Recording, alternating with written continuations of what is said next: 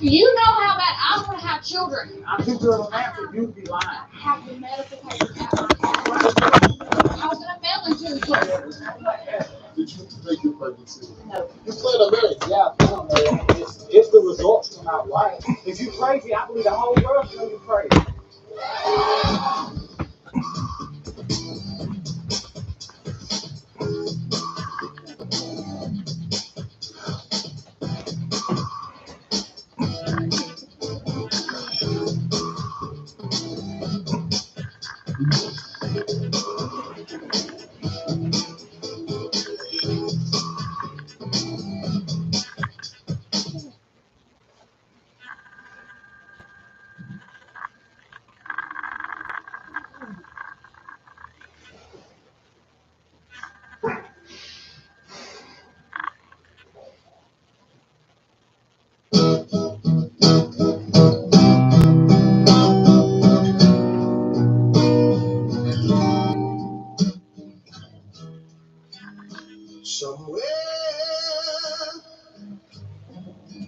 Over the rainbow, way up high, there's Hi, Diane. land that I heard. Yeah, they give my channel with 28 subs, they give it a second strike. They took me down for playing Billy Crone, End of Humanity, Tribulation Rising, but they don't take Billy Crone's video down, just mine. Of one in a lullaby. Well, somewhere over the rainbow, skies are blue, and the dreams that you did dream, and really do come true. Someday I wish upon a star and wake up where the clouds are far behind me,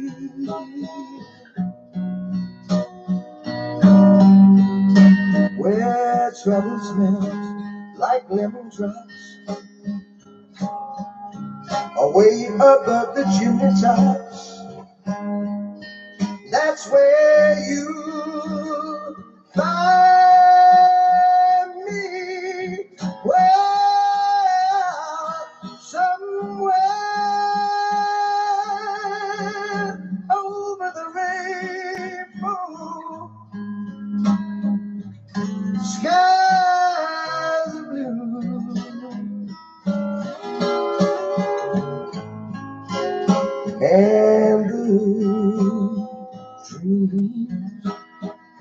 No, Diane, it wasn't a copyright strike. It goes against community standards. So it wasn't him who complained. that you dare to dream, really do come true.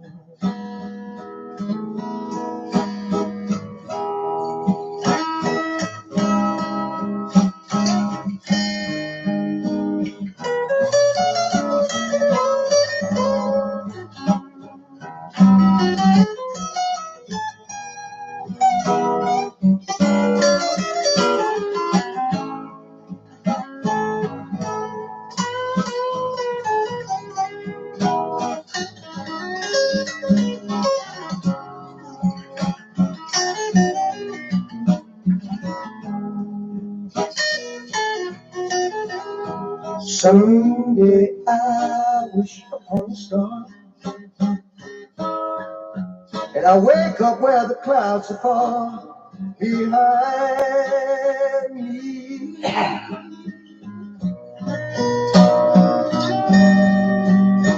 where trouble smells like lemon drops, away way above the chimney tops. That's where you find me. Well, somewhere over the rainbow,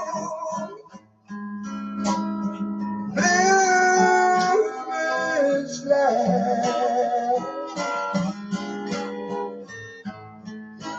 If birds fly over the rainbow, why then oh why can't I? And if birds fly over the rainbow, why then oh why can't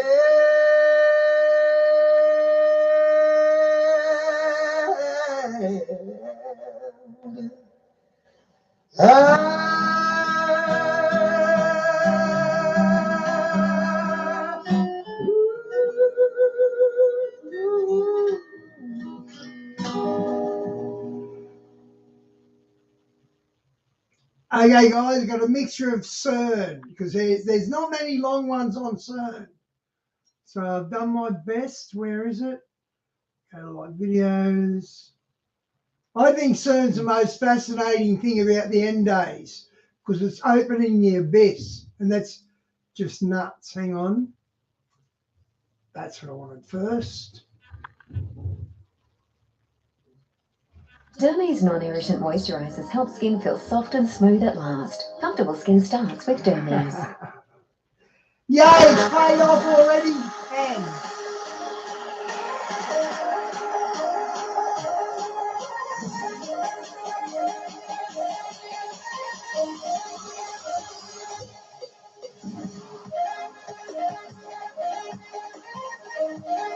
Hello and welcome to this episode of the Sharpening Report.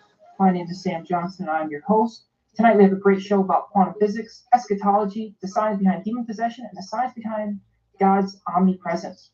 We are joined by author and TV host, someone you may recognize, Josh Peck. He is the author of Quantum Creation, Cherubim and Chariots, and the book we're going to be talking about today, Abaddon Ascending.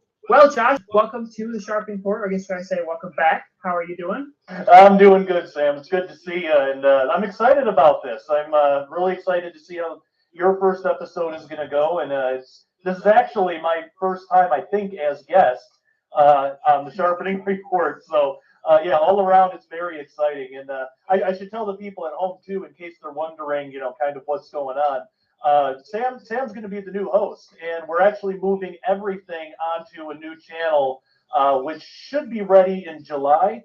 But we want to jump in and start doing some new episodes as soon as possible. So the new episodes that are coming out, like this one, will be on my channel for the time being. Then they'll be moved over to the new channel, and yeah, we're thinking probably somewhere in July. But yeah, so. For all the TSR fans out there, stay with us.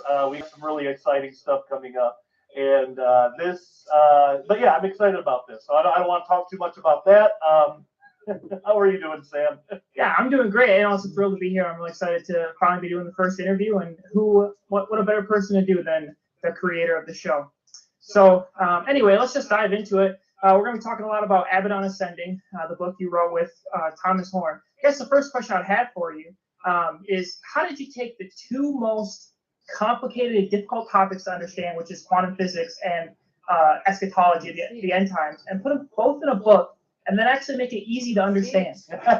Yeah, well, I first got interested in quantum physics because of my wife. She's a big-time science nerd, as am I, but I really learned a lot just about the writing process, about researching, about how to actually put something like this together in a way that people can understand, which that goes to the second part of your question, how to write something about eschatology and quantum physics that people can understand. And it's difficult. But that was, Tom really helped me out a lot with that. With my previous books, Quantum Creation and Cherubim Chariots, it was relatively simple because I took really basic ideas. And like what is a particle? I mean, it wasn't like kindergarten level stuff, but it was easy. But this book was going to tackle something way more in depth. It was going to tackle like quantum field theory and CERN and the book of Ezekiel and the weird parts of Revelation. Like the whole thing isn't weird, but like Revelation 9 with the locusts, and it was getting into some really heavy areas. And so I remember, Tom and I met a lot to work on this book and everything. And I remember asking him, how I like being the guy that can explain things simply, but I'm having a hard time with this, because he was even telling me when I would give him rough drafts of some chapters, you should this is good, but you should try to find a way to explain it that's a little easier for people to grasp. So he really helped me out a lot in those regards, just knowing when things are too complex and kind of when to just hit the main points and things like that. And then if people want to research further on their own, that's what footnotes are for. And so he helped me out a lot with that. So I believe that we were able to put out a book that is very in depth, but it's also, I hope and pray that it's easy enough that the general public's going to understand it just fine. And so far, I haven't heard any feedback from people saying that it was over their heads. So that's a long-winded answer to your first question. Yeah, I read the whole book. It's one of those books that's hard to put down because it's so fascinating the way you are able to tie in quantum physics into the Bible, and just the way you show the relation between science and the Bible. It's not at odds, but they work very well together. But that being said, let's just dive into some topics onto the book. One thing I found really interesting, and I guess is a good way to jump into the weirdness of quantum physics, is you had a quote from Sean Carroll in there that said that there is no particles in the world. Kind of what does that mean? Expand on that. Yeah. This was one of the most mind-blowing things for me, but also the most difficult to grasp. And I still kind of struggle to find a good way to explain it. I actually just did a show on the Vigilant Christian, Mario Brisson, his channel, and we talked about this. And I won't. It took me like an hour and a half just to get through, but I won't do that here. But through that though, I was able to kind of find some better ways to explain it. But basically, so for those who aren't familiar, I quote Sean Carroll a lot in the book, and it's because he's a physicist, but he's able to explain things in a way that people like me and you can understand, and that's what I want. That's what I want to bring to the Christian audience. Sean Carroll is not a Christian, but we should all be praying for him. He does allow a Christian physicist named Don Page. I have an interview with him in the book. He does allow him to do guest blogs and stuff for his website. So there's hope. But he's not a Christian, but he's very science minded, very much a physicist. But he has a way of explaining things that are easier than most physicists. So in this presentation that I found of him online, and people can look it up, they look up Sean Carroll presentation, particles, fields, something like that. It'll probably come up. But he was talking about what's called quantum field theory, and it's actually the most accurate science known to man. It produces predictions like many orders of magnitude greater than any other science in the world. It's extremely accurate. And actually, and we'll probably get into this a little later, but the LHC at CERN, the big particle collider at CERN, wouldn't work if quantum field theory was incorrect. So it's an accurate portrayal of reality as we know it. Basically, what it says is that the world isn't made of particles the way that we think of particles. Like, technically, particles exist just because we've given them that term. But usually when we think of a particle, we think of like a little ball of matter, and they combine together. Reality doesn't really work that way. What we think of as a particle is actually a wave. And that's what Sean Carroll meant when he said that particles don't really exist. It's the real reality is waves in what are called quantum fields. Quantum fields permeate all of space. They're everywhere around. We have like the gravitational field. It's everywhere, even out in the furthest reaches of space where there's nothing to increase the gravity field or increase the energy of the gravity field. There's still a gravity field there. So here, because we live on planet Earth, the gravity field is affected by the Earth, and we're attracted to the Earth because of that bend in the field. So every field is like that. The electromagnetic field is like that. That's why magnets stick to refrigerators. So it's essentially energy. A particle is really just a ripple in that energy or in a field. So an electron is it's a ripple or a wave in the electron field. There's no actual little sphere of there's no actual like piece of matter that what we normally think of as a particle. It's actually more like a packet of energy. Well, it's really even that is a little deceptive because it's really it's a ripple in a field. It's like a wave. So the real reality are quantum fields. That's the real reality. Everything that we see and interact with, everything is just interactions with different fields. It's fields interacting with other fields. That's all it is, which is weird. And we're usually not taught that in school. Usually in high school science class, we're taught particle physics, which it's fine, it's accurate, it's just not complete because it doesn't tell you what the particle is made out of or what really a particle is. And you know, something that Sean Carroll said, he said, you know, how many times have we been asked the question or thought about the question, light, is it a particle or a wave? And he's like, you know, we're never given an answer to that, but I'm here to tell you, I'm going to give you the answer. It's a wave. There is no actual particle. It's a wave. So that was really interesting to me, and the whole presentation is like 2 hours long, but it's fascinating stuff. So quantum field theory, because that's how reality works, that's how particle colliders can create new particles out of like protons. You know, the LHC at CERN collides protons together to create something like a Higgs boson, which was discovered in 2012. And that has a lot of people confused. Like, well, how, you know, do the protons combine together to create this particle? Like, are the pieces of the protons still in the Higgs boson? And no, it doesn't work at all like that. What's actually happening is you have two ripples in the same field, in the proton field. You have two ripples that are colliding together. And when that happens, a lot of energy is released into the other fields that are around.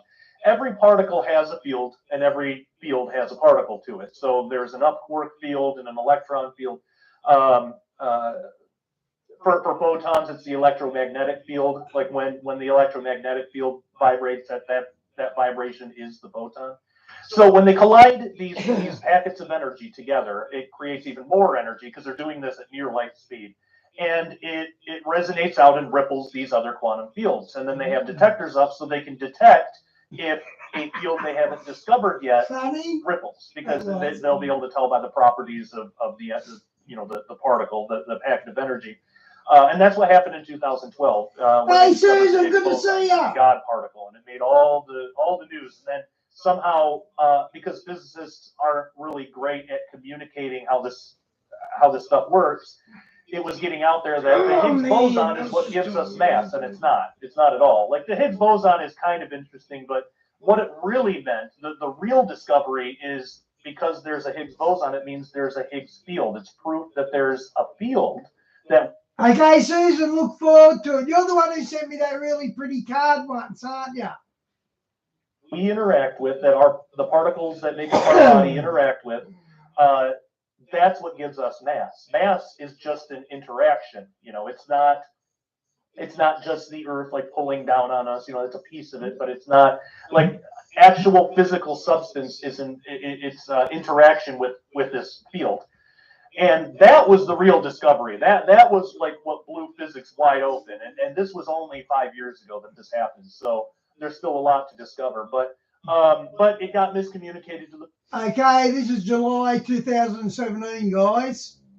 press, and the press, instead of trying to get it right, you know, and trying to get it accurate, and at the same time, instead of physicists thinking and trying to come up with a way to explain it, you basically got like two ends of this horrible coin that just put out a story that wasn't true.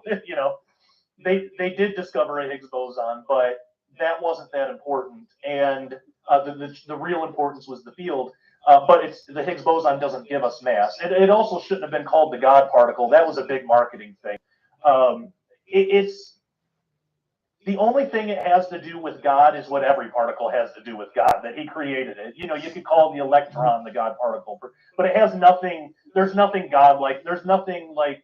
Actually, Hen, I wasn't on Facebook. I was on YouTube leaving a link and Messenger leaving a link to the backup channel here. So that's what I was doing. God-like, or there's nothing about it that they should have called it that. It just doesn't make any sense. But it was just a big marketing thing. Well, I find the name. I left it on Skype, Messenger, and YouTube. Actually, really interesting that they call it the God particle, and a lot of people put a big G at the beginning. Do you think? I mean, especially with the way you put it in with the whole Tom Horn writes all about like the ancient religions and that sort of thing. Do you think they call it the God particle, and we're just assuming it's the wrong God? Do you think it's maybe more applicable to their esoteric God and their maybe the ancient gods that they're trying to resurrect, or even the portal aspect that you mentioned?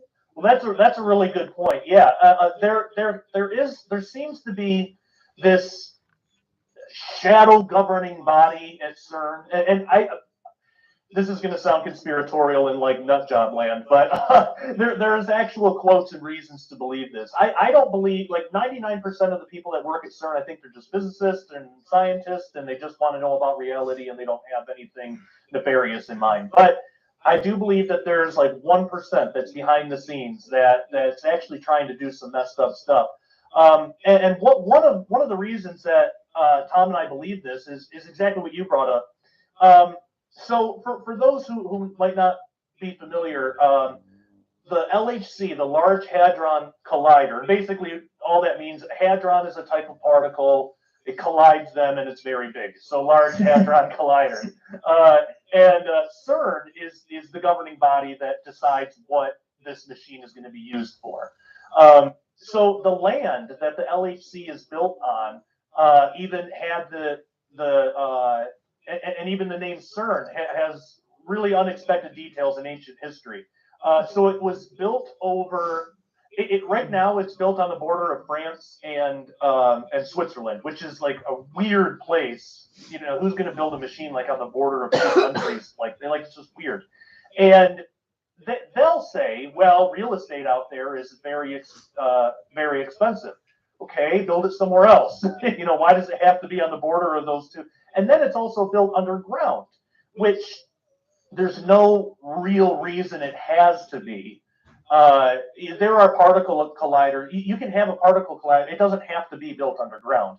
But then they'll say again, well, there's a city, that it's built under, and real estate's expensive, and they don't want to have a big machine in their city. Okay, well, build it somewhere else.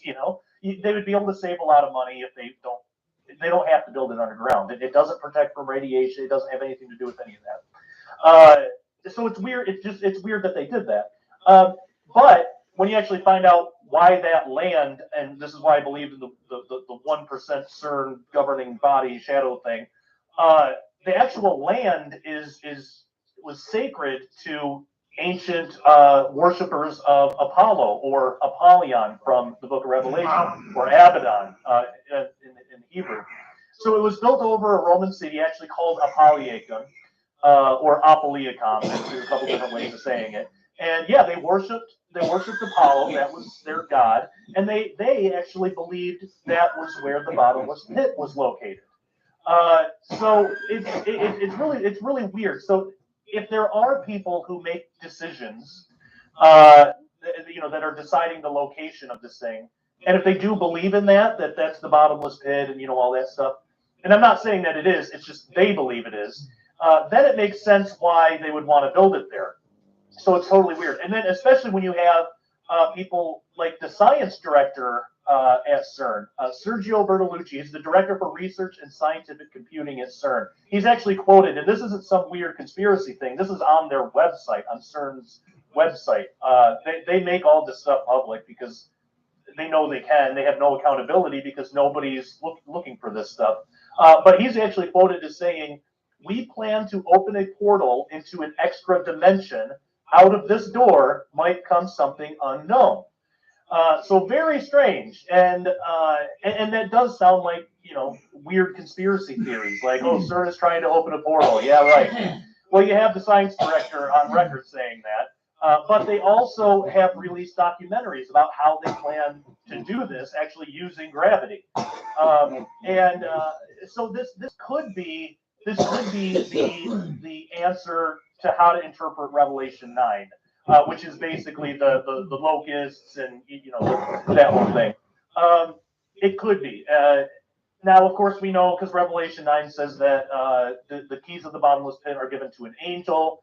But we also learn from Revelation 2 that Jesus is the one that has the keys to death and hell. So I think what's going on there is at some point humanity needs to be judged, and God is allowing this angel to open the bottomless pit to judge the unrepentant world. Because it also says those locusts only attack the people without the seal of God on their foreheads.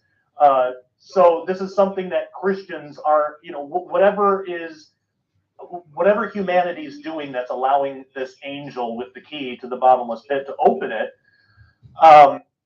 Christians aren't comfortable with it. And I don't know of any Christian that that I know personally that's comfortable with anything CERN is doing. Yeah, that's really well put, and I appreciate the background and all the information, things like that. So kind of going back a little bit to the science aspect of things, you talked about the different fields and the way that particles are really just kind of vibrations or, you know, just energy. Kind of applying that to the biblical perspective is, especially, I think the two things that pop into my mind is, one, like, God spoke everything in the earth, which I think is a really cool idea that the science backs it up. And then two, God being everywhere, he could just be a field that kind of gets involved with everything. Is that kind of something that the science backs up, or am I way off on that? Well, you know what's interesting is physicists are looking for a unified field theory. You know, they want to figure out how they can mathematically unify the four forces, which is gravity, electromagnetism, strong nuclear and weak nuclear forces. They've been able to make a lot of headway in doing that with the strong and weak nuclear and the electromagnetic field, but gravity is different. Gravity, for some reason, it's a lot weaker than the other forces. But they are looking for an elementary field, and basically the word elementary just means that's as far as you can break it down. So let's say you have an atom. An atom would not be considered an elementary particle because it's made of other particles. You have an electron that spins around protons, neutrons, and then even the protons and neutrons are made of quarks and gluons, and different forces are involved. Something like a quark would be an elementary particle because, as far as we know, it's not made of smaller parts. So they're looking for the same thing in fields. They know of about 12 fields. They know that there are 12 fields. Basically, every particle is some type of combination of 12 foundational particles. This is all like what's called the standard model of physics. So what they're wondering is, can it be broken down even more than that? Is there one single field that all these other fields come from? Can it be looked at can it be looked at in that way? So there are physicists that are actively pursuing that as a possibility. And if so, even if not God directly, it's certainly a creation of God. And how that all works, I'm not sure. But it is really interesting that you brought up Hebrews 11:3, because it says that God spoke things into existence, and then things that are visible are made of things invisible. And the way that I look at the spoken word of creation, time would be in there too. Time is a creation of God's as well, which means that in eternity, which eternity just means a state outside of time, free from time. From that state, God spoke time and everything into existence. And a big thing that physicists don't ever want to touch is that they'll say, okay, something's vibrating these fields, but they don't know what. The only thing, and only a couple will even admit to this, the only thing that you might hear them say is, well, it's got to be something extra dimensional, but we don't really have any clue. We have no idea. Well, we know that energy can't be created or destroyed. Essentially, energy just it can transfer states and it can change, but it can't be created or destroyed. So if you have God outside of time, this is time isn't even a thing yet. And even that terminology isn't right, because for there to be a yet, there would have to be a before, and it doesn't work that way. But I only know time, so I can't understand. No human being could understand what timelessness would be like. But I believe when he spoke everything into existence, I believe that's still happening now. When he did that, the entire timeline came out and was birthed, was brought forth from the beginning to the end, all of it. In that single word, spoken word of creation, all of it. So what that means, and it would have to be, because time wasn't even created yet. It would have to be.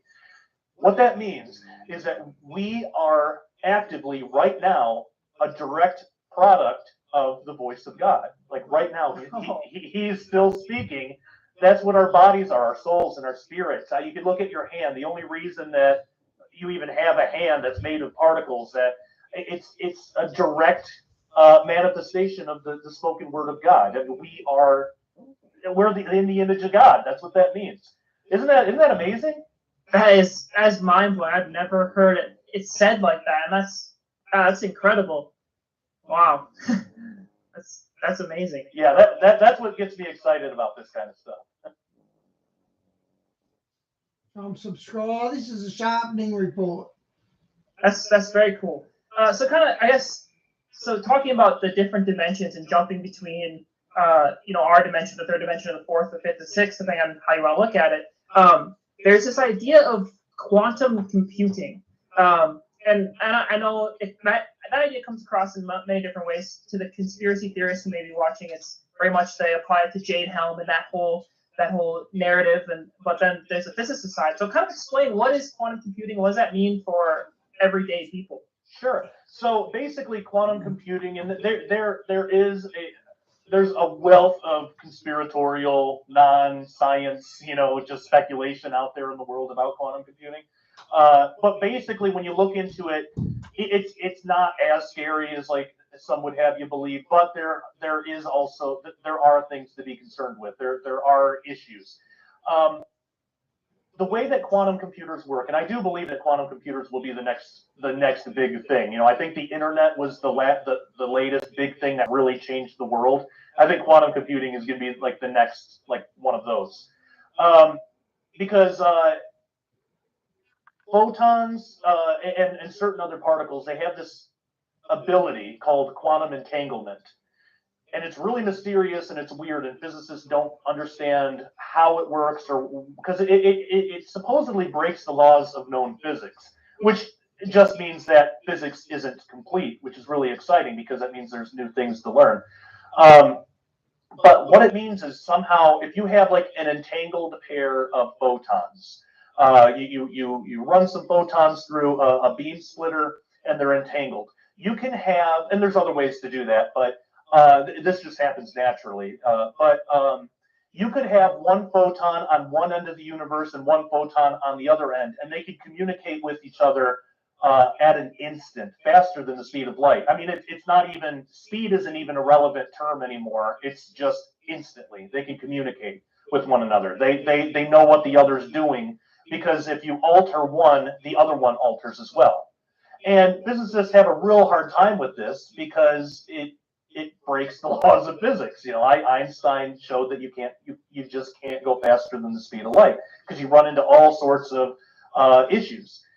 So now, obviously, they haven't measured it to the scales of the universe, but they have been able to measure entangled particles at great enough distance that if there was any time between the interactions, they would have been able to measure it, and there haven't been. So what quantum computing does is it utilizes quantum entanglement to transfer information faster than light, at an absolute instant, which on the surface would seem pretty cool. There are times that I have to wait for a document to open, or I got to wait for the internet to open, or oh my gosh, in video editing, and you know this, you're a video editor too. There are times that there are times, and I do this for a living at Skywatch. Like I edit all the Skywatch TV episodes and Into the Multiverse, and I do a lot of this stuff. But there are times that like I just want to work, and my computer won't let me. I got to sit there and wait for it to background render, and I'm just waiting. And it would be nice if that could just be done instantly. I could get a lot more done. But at the same time, what concerns me about it is they don't know how this phenomenon works, and the only hypothesis that sort of makes some sense on how it might work is photons might be utilizing higher dimensions of space, possibly even time, in order to do this. For example, if we think about a triangle, if you add up the angles, you get 180 degrees. That's how many degrees are in any kind of triangle. But what happens if you measure a triangle and you get something that's greater than 180 degrees? Well, then either you're not good at counting or something else is going on here. Well, what if that law of two-dimensional physics is broken? Well, that you can have that if the triangle is on a sphere. If you add a third dimension to it, then you can have things that seem impossible, but actually are they're really possible when So if a triangle is on a sphere, then you can have greater than 180 degrees, depending how much curvature there is in the sphere and things like that. When you add extra dimensions, you're able to get stranger phenomenon. Three-dimensional physics, or four-dimensional if we're counting time, it's not really complete because there are other dimensions. I think there's 12 altogether, but there are higher dimensions that also operate by laws of physics. And what we see in our three-dimensional world is only a slice of that. Just like if there was a two-dimensional world, and I use this analogy all the time, and so does every physicist that talks about extra dimensions. Chuck Missler uses it too. Flatland. If there's a two-dimensional universe called Flatland, and if they measure their physics, it's not going to be complete, because they don't have access to the third dimension. Like if it's flat, they wouldn't know about gravity. They would have no clue because they don't have up or down, so they don't know that they're being pulled down. They're not being pulled down on anything. They would have no way to measure that. Now, if it was vertical, then they could, Right. but they would have different limitations even with that. So I think we're looking at something similar, and physicists believe this too, that we're looking at something similar with higher dimensions. And it seems like there's some very important people in the world that believe it's possible for us to interact with higher dimensions and for higher dimensions to interact with us. But yeah, that's basically like the whole extra. You were asked about quantum computers. So my concern is if quantum entanglement does utilize extra dimensions to operate, and I believe it does, because I don't.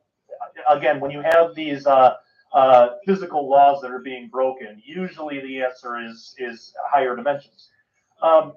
If we utilize quantum computing, we're sending information into higher dimensions.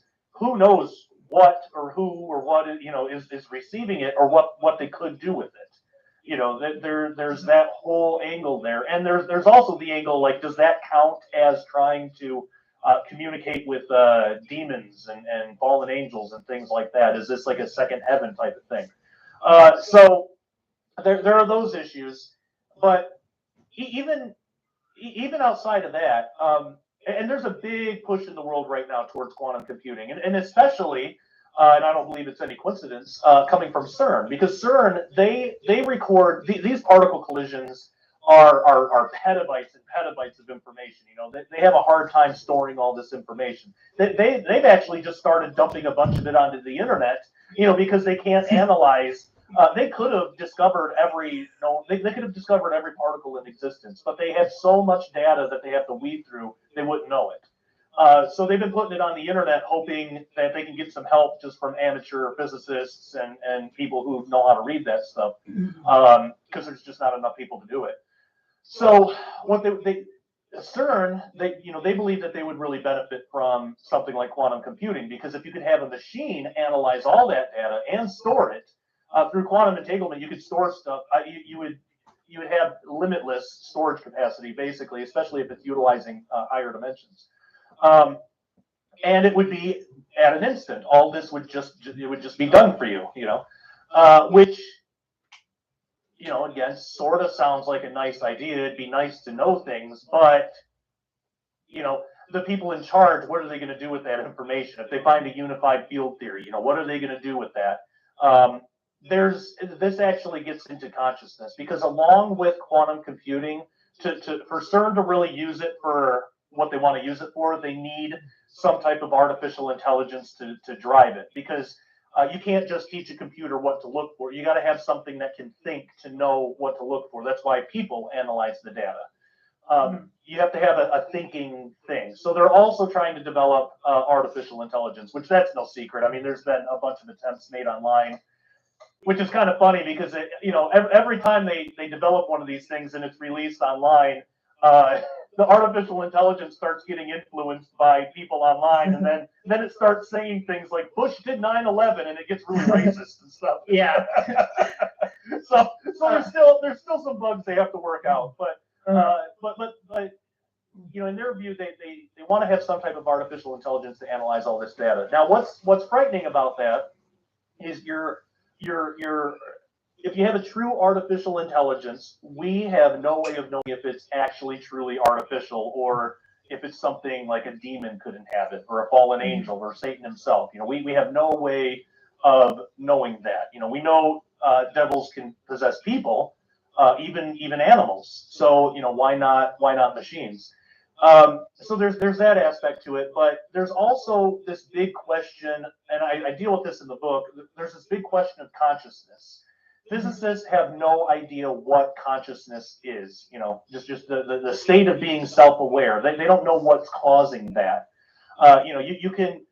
We're biologically no different from somebody who died a minute ago. But they're not conscious anymore. So what's the difference? And one of the leading theories is called, but most physicists don't take this seriously, but it's the only theory right now. It's called quantum brain dynamics. And the idea is consciousness might sort of be like mass, in that consciousness might be an interaction with a quantum field. Now, this wouldn't have anything to do with the spirit or the soul or anything like that. This is just biological, physiological consciousness. Animals would be subject to this too. That maybe consciousness is just an interaction with the field. Now, if that's true, they've even come up with names for this hypothetical field. It's called the cortical field, and because every field has a particle associated, the particle to the field is called a corticon. Totally hypothetical at this point, but with what they're doing at CERN, discovering new particles, there could come a day where they said that you turn on the news and it's the next Higgs boson thing. We discovered the corticon. It's the particle that makes you conscious. And, I'm sure it'll get spun like that in some weird way. But they could discover this. And if they do, to them, they just cashed in, because right now, the way that they're trying to develop artificial intelligence, they have to hire a lot of programmers. It costs a lot of money, a lot of time, and it's just an impossible feat. But if they can create and manipulate corticons, if the particle of consciousness, they could put that in a machine and just develop artificial intelligence with them. I mean, it would be a lot more cost effective, way cheaper. Instead of having a whole team of developers and coders to do this, you could have just one guy do it. And they don't have to do anything different than what they're already doing at CERN, with these particle collisions and things. So that could be their ticket into artificial intelligence. So if you unleash that with quantum computing, access to, so, okay, we've created consciousness, and there's a conscious being that we made, and let's just give it access to things we don't even know about and see what happens, So that could be, this is speculative. That might be what the image of the beast is all about. Could be. Because if we think about who, what we are, we're the image of God, the creative voice of God, and we interact in these fields, and we're the image of God. So how could the enemy twist something like that? Well, if you merge artificial intelligence with quantum computing, that could be a way to do it.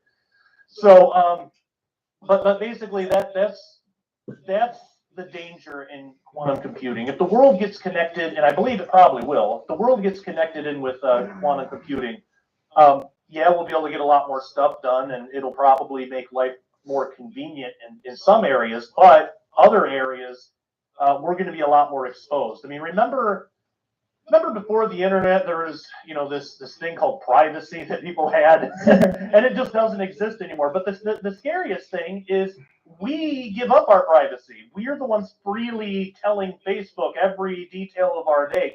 Facebook isn't asking us that. The internet isn't making us do any of that. We kind of have this want to be exposed. If we think that, like in a prideful way, if we think we can be impressive or somebody's going to be impressed by that. Well, I think quantum computing is the next level of that, except it won't be just like a physical type of thing. It's going to be more on a spiritual level. We're going to be exposed spiritually, which is it's dangerous. So yeah, that's in a nutshell. Well, a very large nutshell, but that's quantum computing and all that stuff.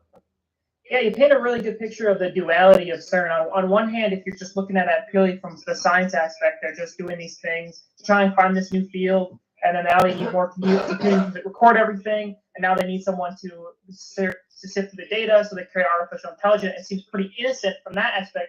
Then you have this, I guess, more conspiratorial view of it, is you have these scientists who say they're trying to reach another dimension, and they're trying to create a computer that can communicate with another dimension. Now they're trying to create something that they can house something from another dimension. So it's kind of it's an interesting duality that you paint there. So you talk a lot about how our consciousness can be influenced if the right technology is created. You even talked about how a lot of the technocracy movement can affect us. So expand on that a little bit. Right, and I'm glad you brought that up. That's a whole other side to this. If and it would be the governments of the world that would have access. This type of thing. Quantum computing might be available to the consumer, but actually being able to manipulate corticons if they exist, creating consciousness, that likely will be held, just for the governments. But there's a whole other side to this, and I'm glad that you brought this up. If they can create consciousness, they can also alter consciousness that already exists. Just like they can alter any particle, they can alter any field, they can send energy into fields. If consciousness is an interaction in a field like that, that is a weapon of unimaginable magnitude. That is like in the wrong hands, that is hive mind across the whole world. Like that's like, and it reminds me of the Tower of Babel incident. And here's something that not a lot of people know. In Scripture, it says that during the whole Tower of Babel, Nimrod, all that stuff, that the entire world, they were gathered in one place, and it says they were of one language and one speech. And it's weird. It's weird in the English because it's like, well, that's just saying the same thing twice. Okay, they all spoke the same language. That's only what one of those words in Hebrew means. The other one means a mindset, like a belief system or like a motivation, like a mindset. And I liken it to like a hive mind. They're all sort of thinking the same thing. Now, I don't know how Nimrod did that. Probably through a lot of fear tactics and stuff like that. But yeah, exactly. Yeah, exactly. That's exactly what it is. So I think that if they develop this type of technology where they can actually alter corticons in somebody, alter the way that they interact with the cortical field if it exists, they have a very easy technology to just annihilate anyone they want, just make somebody dead instantly, or turn them into like super soldiers, turn them into like just mindless slaves, And there are certain verses in Revelation that if that was how this happens, well, like the whole mark of the beast thing, part of the mark of the beast is you have to willingly accept it. You have to be of that mindset. That's right there in Scripture. You can't. I don't believe you can be forced to have the mark of the beast because it says that those who receive the mark they have to worship the beast too. So they have to be part of that mindset. I don't think that's something that can be done to somebody. But if this whole hive mind kind of thing happens, then that could be an answer to how that could be, an interpretation of how that could come about in the world. So it's a scary thought because I love being an American. I love America, but I totally don't trust our government all the time. and even with President Trump, and I love President Trump so much. I'm going to get flack for that. that's considered hate speech, not only to liberals but to the church too. I won't get on that rabbit trail. Anyway, yeah, that's. But yeah, I still don't. I don't trust people in power, especially with technology like that, because why? With a government who has no accountability, with physicists who have no accountability, and right now they don't. And this is why I believe it's so important that Christians should get a hold of this stuff, because we need to know what's going on in the world that we're living in so we can hold them accountable. You know, the only reason they're able to do all this stuff is because nobody cares except the conspiracy nuts that nobody wants to listen to anyway. So we need like actually good, sound, grounded Christians, you know, people like you, and I hope myself, and our amazing audience, the TSR audience. I love all you guys, are great. We need people like that to get interested and start learning about this kind of stuff. Because when you have, if they develop that technology and you have a government that's not accountable to anybody, it doesn't even have to be America. It could be North Korea. Oh my gosh, can you imagine if they had access to that? The whole world would be dead, or we'd all be. It would be bad. I don't want to say, you know, but yeah, go ahead. It just sounds to me like you are getting the science definition of demon possession, and that's like because that's basically what it sounds like, and you're applying basically the science behind being possessed by a demon, which I think is fascinating. That I've never heard that discussed like that before. Yeah, and that's the other part of that too, because they could create a new consciousness in somebody if this field, if this is how consciousness works. They could replace your consciousness, which I imagine would kill you, but they could replace that with an artificial intelligence. Or maybe it wouldn't even be humans. Maybe it's the artificial intelligence that gets loose, you know, on the internet, or in the interconnected quantum computer world of the future. Maybe that artificial intelligence decides, you know, humanity's better off if they just listen to what I say. You know, I know what's best for them because I'm a lot smarter than them. It would be easy, especially if it's already a demon anyway. It'd be easy for it to develop an ego, and it could just decide that, you know, well, we'll just enslave humanity, and we'll tell them what to do to progress the world the way that it should go. And we, by not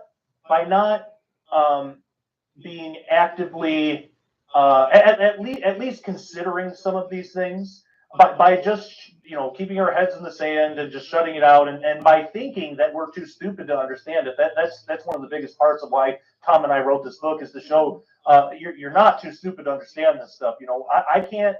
Maybe you can't do the math. I can't do the actual math of any of it.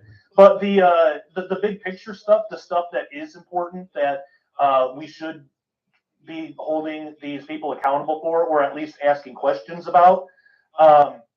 We're not too stupid to understand that. The reason that scientists and physicists put that out there is because they want to escape accountability. And they also know that they need funding. And if they have, you know, rich people that, you know, might be nervous about some of the things that they're doing, they want the trust of those people. That's why when the whole, a few years ago, the whole, you know, is CERN going to create a black hole thing blew up.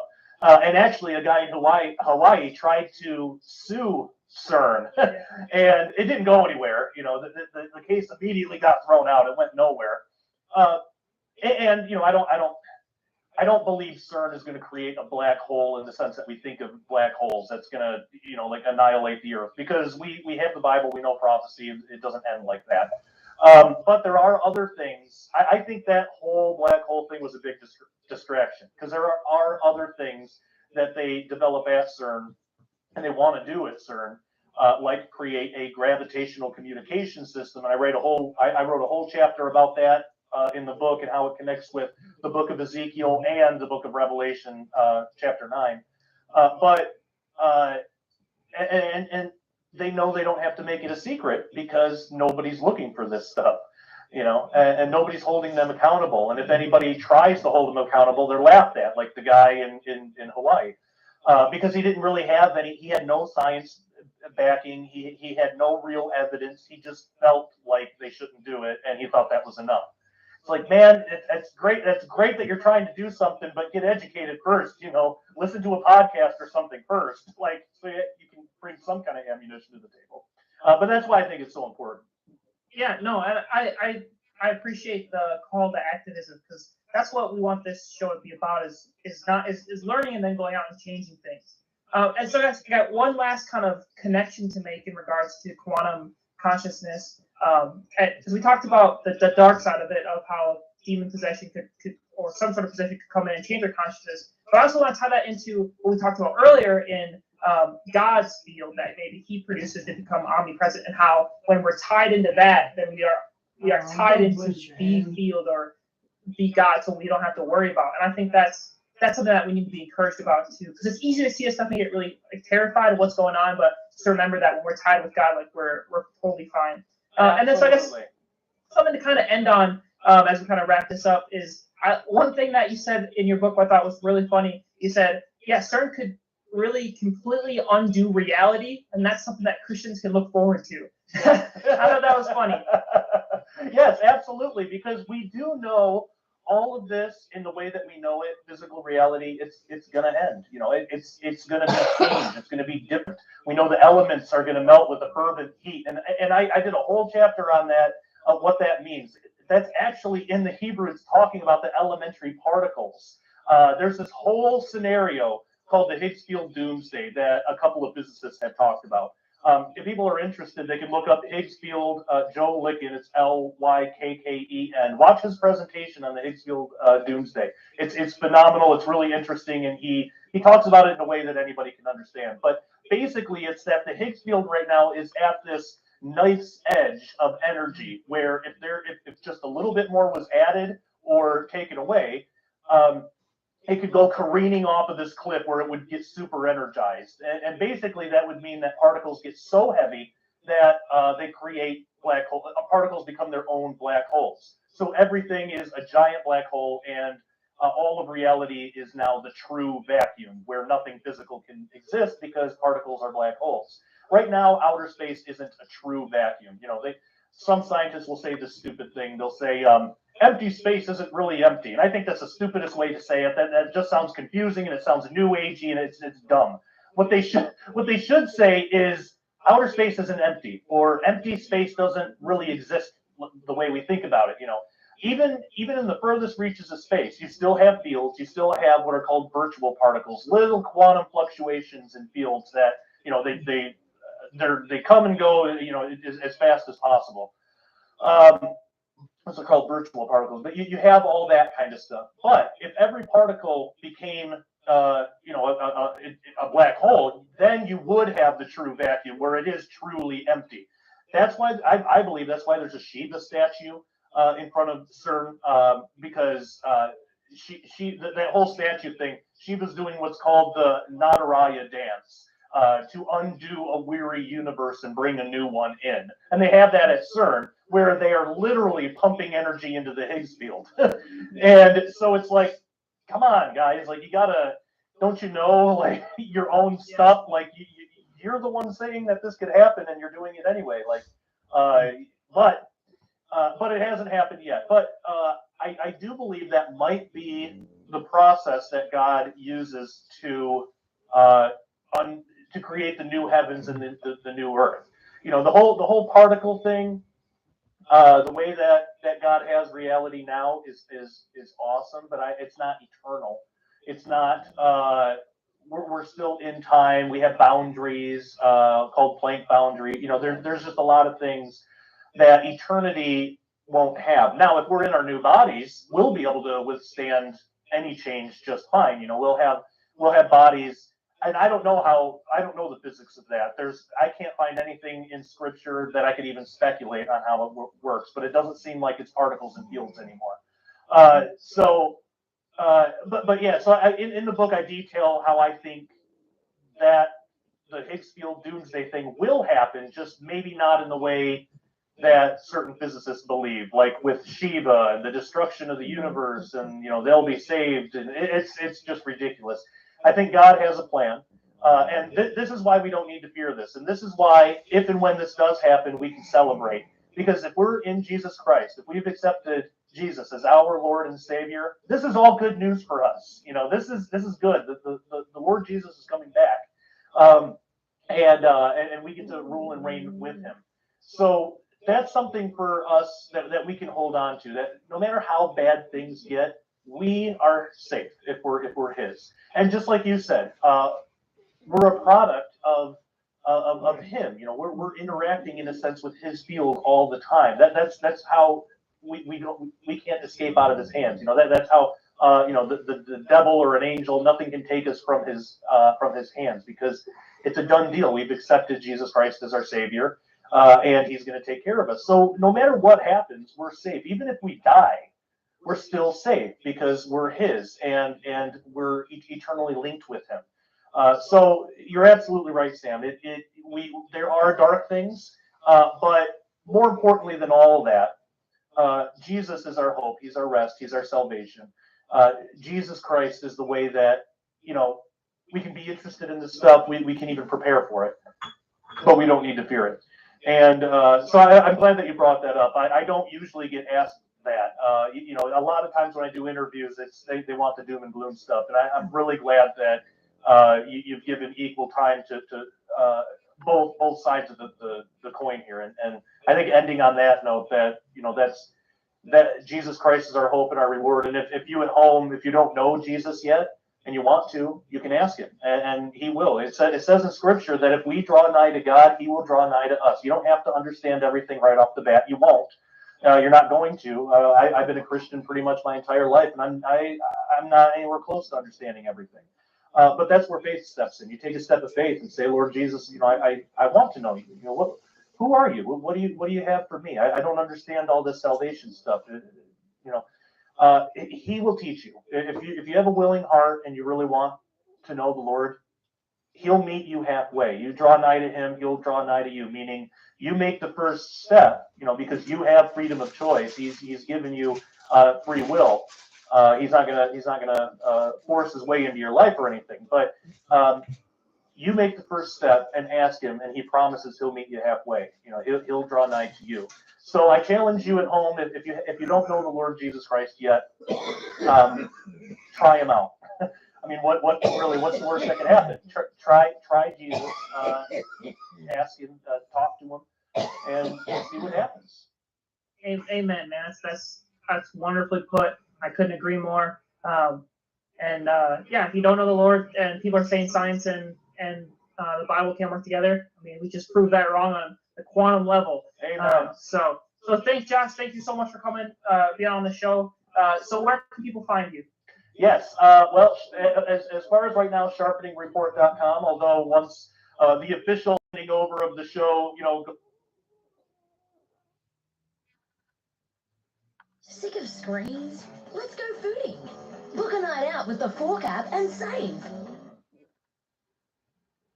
LifeSpace probiotics contain up to 15 diverse strains of good bacteria, and when taken daily, can support your general health and your unique microbiome within. Look after your precious ecosystem. So this is quite a normal thing. I don't know what profession you're in, but you deal with this.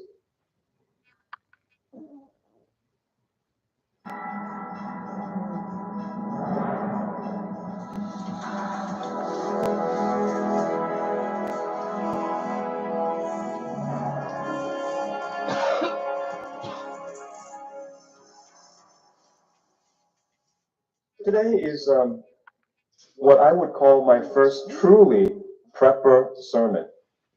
Now, some of you know what that means. Some of you don't know what that means. Okay. What does prepper mean to you? Will? Survivalism. Okay. Getting off grid. Right. A lot of people are hearing that now. Getting off grid. Stockpiling stuff. We're not sure what kind of stuff. So far, toilet paper has been the commodity of choice. All right, people fuss and fight with each other over toilet paper. All right, any other definition? Wow, that's like advanced. That is advanced survival skills there. Okay, protecting yourself. I think a lot of people wouldn't know how to protect themselves if any sudden tragedy occurred. You saw law enforcement just standing there doing nothing at that Robb Elementary School in Uvalde, Texas. They're the trained guys. And you can see these YouTube videos, they're just standing there. So most people are not prepared, right? This is why we're talking about this. I'm not trying to scare you. I'm not trying to say something is going to happen today or the next week, but just to be aware of what the Bible says, because I'm pretty sure a lot of Christians don't know the Bible has plenty to say. I understand that some people are in what I call the looking zone, while other people are not in the looking zone. This is quite a normal thing. I don't know what profession you're in, but you deal with this constantly. You try to convince people about something, and they're not quite ready to hear it. So it goes in one ear, out the other. But that's okay, because you sow the seed, you prepare them, you tell them, and the Bible says you're the watchman. If you say nothing and something bad happens to them, their blood, God says, is on your head. So he holds us responsible if we don't warn. But if we have warned and something bad happens, God says then their blood is on their head. You are no longer responsible. You're not going to be held accountable. But you try to do it in love. It's not just pounding people with the Bible and saying, you're rotten and you don't believe. And so you got to have a little bit of skill and a little bit of empathy and some compassion. All of that goes into sharing the entire counsel of God's word. If you try, for instance, to teach young, healthy people about the importance of nutrition and natural remedies, I bet you that most of them won't listen. Until the day comes when they lack energy or they have a sickness that the doctors can't do anything about, and then suddenly you tell them the same thing and they're totally open. What's the difference? You shared the same information. What's different is they're now different. They're now in the looking zone. So if this is like a looking zone, people weave in and out of the looking zone. Sometimes they're too rich and happy and successful to be looking and preparing. Sometimes they're down on their luck and they're so oppressed and so hurt and going through who knows what pain. Lawsuit, legal battle, sickness and disease. They can't even hear the solution. So people are constantly weaving in and out of this looking zone. And what we're trying to do is try to reach those people that right now are in the looking zone. And then we sow a few seeds for those who are in that kind of sine curve, okay? Does that make sense, everybody? In the same way, the same thing happens when you preach Bible prophecy. When you touch on end time topics, there are a lot of Christians who are just outside of the looking zone. They just think, why are we even talking about this in church? Well, because my job is not to tickle your ear. My job is to give you the full counsel of God's word. So we need to talk about Bible prophecy. Now, I've been talking about Bible prophecy for over 20 years, right? We have, praise God, one of the best known channels on YouTube about Bible prophecy. God has blessed us with that. And yet I would say I never really paid attention to the doomsday preppers. A lot of the preachers that talk about you got to buy the solar panel from them and buy emergency food supply from them, and you got to go and buy a farm and build a bunker. And I never really listened to any of this. But I think the time has come that we've got to bring a balance and we got to look at both sides, right? What does it mean when we pray? On the one side, we're getting ready spiritually. That's absolutely true. But some people say, well, I'm already saved. I know Jesus Christ. He died for my sins, and why bother? Because if the end of the world comes, I'm going to heaven. So I don't really care what happens to the world. And I've heard people say that. And in a way, there's a truth to that. We hold on to the world lightly. We don't put all our hopes in what happens in this world. We don't think making money and having the biggest bank account is going to save us in the end time. So that's true. But on the other hand, the Bible does talk about natural disasters and natural preparation. Because what happens if it's not the end of the world? is not the moment Jesus comes back to defeat the Antichrist, then certainly you have to have a balance where you got to prepare for yourself. And if you have children, you got to prepare for your children. So people are in different stages of life. I think especially if you have young family, you're going to be in the looking zone more than anybody. You're going to be thinking, how do I prepare? Sometimes people are single or elderly, and they don't think about it anymore. I think the time has come today to examine what the scriptures say about prepping. The first one I want you to look at is 2 Kings chapter 6. Please look with me. 2 Kings chapter 6, an unusual scripture. Okay, guys, we're all preppers. It's going to be interesting to hear what he says the Bible says about prepping. I bet it's positive prepping. Not one you would hear very often, even if you're quite acclimated to church culture. 2 Kings chapter 6. Let me start in verse 24. I will read it to you, but please follow along. Chapter 6, verse 24. Sometime later, Ben-Hadad, king of Aram, and we don't have a country called Aram today, so that's Syria. They're in Syria, okay? Like they speak Aramaean, okay? That's the Syrian language. Ben-Hadad, king of Aram, mobilized his entire army and marched up and laid siege to Samaria. Again, we don't have a country called Samaria today, but that's part of Israel. It's the northern part of Israel. There was a great famine in the city, and the siege lasted so long that a donkey's head sold for 80 shekels of silver.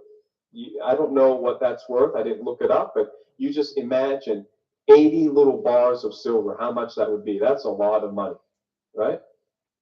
Okay, 30 shekels was worth 4 weeks' wages. I looked up what Judas's 30 coins means, and 30 is 4 weeks' wages. So he just said 70 shekels for an ass's head. That's pretty expensive. And a quart of a cab of seed pods for 5 shekels. As the king of Israel, his name is Jehoram, was passing by on the wall, a woman cried out to him, "Help me, my lord the king." The king replied, "If the Lord does not help you, where can I get help for you? From the threshing floor? From the winepress?" So he's pointing to places where they normally would have food production. And he says, "There's nothing. I can go to the winepress, it's dry. I go to the threshing floor, it's empty. Where am I going to get help for you unless the Lord gives it to you?" Then he asked her, "What's the matter?" She answered, "This woman said to me, 'Give up your son so we may eat him today, and tomorrow we'll eat my son.' So we cooked my son." Wow. "The next day I said to her, 'Give up your son so we may eat him.' But she had hidden him." Verse 30. When the king heard the woman's words, he tore his robes. As he went along the wall, the people looked and they saw that under his robes he had sackcloth on his body. He said, "May God deal with me, be it ever so severely, if the head of Elisha, the son of Shaphat, remains on his shoulders today."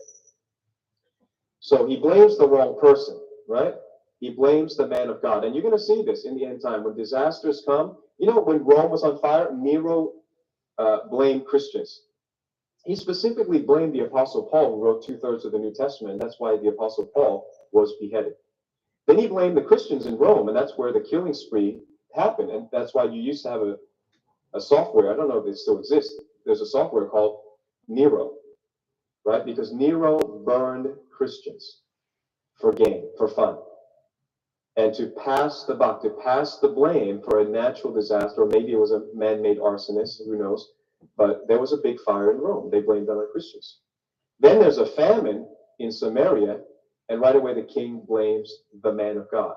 Now, the man of God was related to it because he predicted the famine. And then later in the next chapter, he's going to say, "And the famine will be over within a day." And nobody believed him. He says, "The ones that don't believe, you're going to go without." So a lot of times we get blamed because we say the word of the Lord and people don't act on it. And then they don't know, I guess they don't come and hear the full sermon.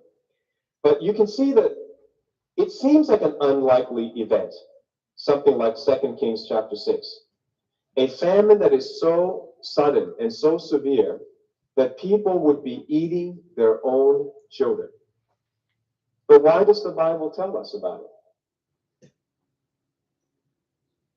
Because it doesn't take long for people to be without food before they descend into criminality and chaos. Historically, it takes about 10 days of no food for people to begin to cannibalize each other. 10 days. No way, 10 days. And look at the famine coming to the USA with all them food processing plants being destroyed. Wow, guys, I'll be worried for you. So what is going to come in the end time? Well, you know that there's food shortage now. There's a rise in food prices, so people won't be able to afford food eventually if it keeps going up.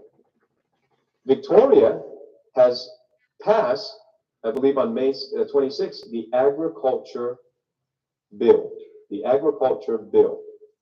And there's a lot of controversy about it, and you can look at it, but there's a lot of talk, I don't know if it's confirmed, about how they want to illegalize you growing your own food. Maybe it's true, maybe it's not. You have to read the bill. But I know farmers don't like it because they're supposed to now be able to search farms without a warrant or without showing their ID. Again, I don't know if that's true. They didn't discuss it with me. They didn't discuss it with us. They didn't make this a very public debate. Something like that should be a major deal. I also heard somebody that hunts said that they keep, coming after guns. It's already kind of illegal, but you can't have a gun for deer hunting. And he said this bill, according to him, means that he can hunt deer, but he can no longer share the deer meat. Who's going to eat an entire deer and kill a deer? And why? For what purpose would you make it a crime to share food? So you need to do your own research, but I'm going to open up your eyes and show you what the Bible says. The Bible is very clear, very plain, from Genesis chapter 41, that Joseph was called of God to prepare people in Egypt for a time of extended famine. It was preceded by a time of plenty, thank God, 7 years of plenty, followed by 7 years of famine. And Joseph was called of God to prepare the people. Why is this story in the Bible? Should we pay attention? Should we take notice? This is a major story. God devotes a lot of chapters to surviving this, at that time, a global famine. So what exactly are we preparing for? I think we do have to prepare spiritually. I think that no matter what comes, we can't predict the things that are coming. I'm going to tell you 5 major things that could be coming. Maybe all 5 will come because they all fulfill the end time prophecies. But one thing is coming for sure, which is our own deaths, the end of our lives. This is inevitable. And I think throughout our lives, we slip in and out of this looking zone that we sometimes consider eternity. We think eternity is important. Eternity is longer than our lives. Eternity should matter more than making money here on earth.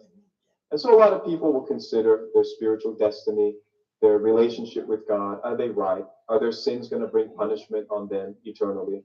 And that's a good thing to consider. So people do consider that, and I think that's very important. You must trust Jesus to save you from your sins. You should not worry. This sermon is not to make you worry. We're not going to be spiritual basket case. We're not going to live in fear. We're going to stay in faith and know that our God is greater than anything the enemy throws at us. We need to learn to be led by the Spirit. This is part of spiritual preparation. If you're not filled with the Spirit, you don't yet speak in other tongues, He's so important to us hearing God.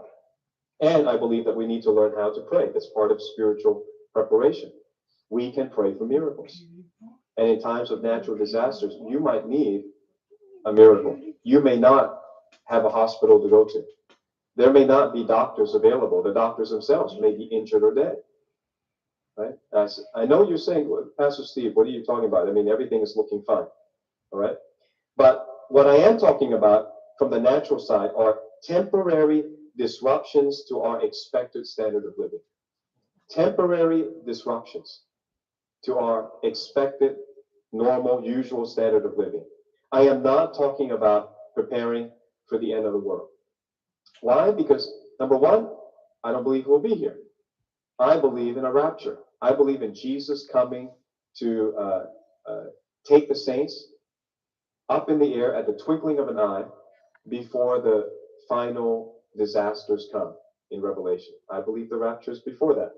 I also think that if the end of the world comes at any time, whether we're here or not, we can't do anything about it anyway, right?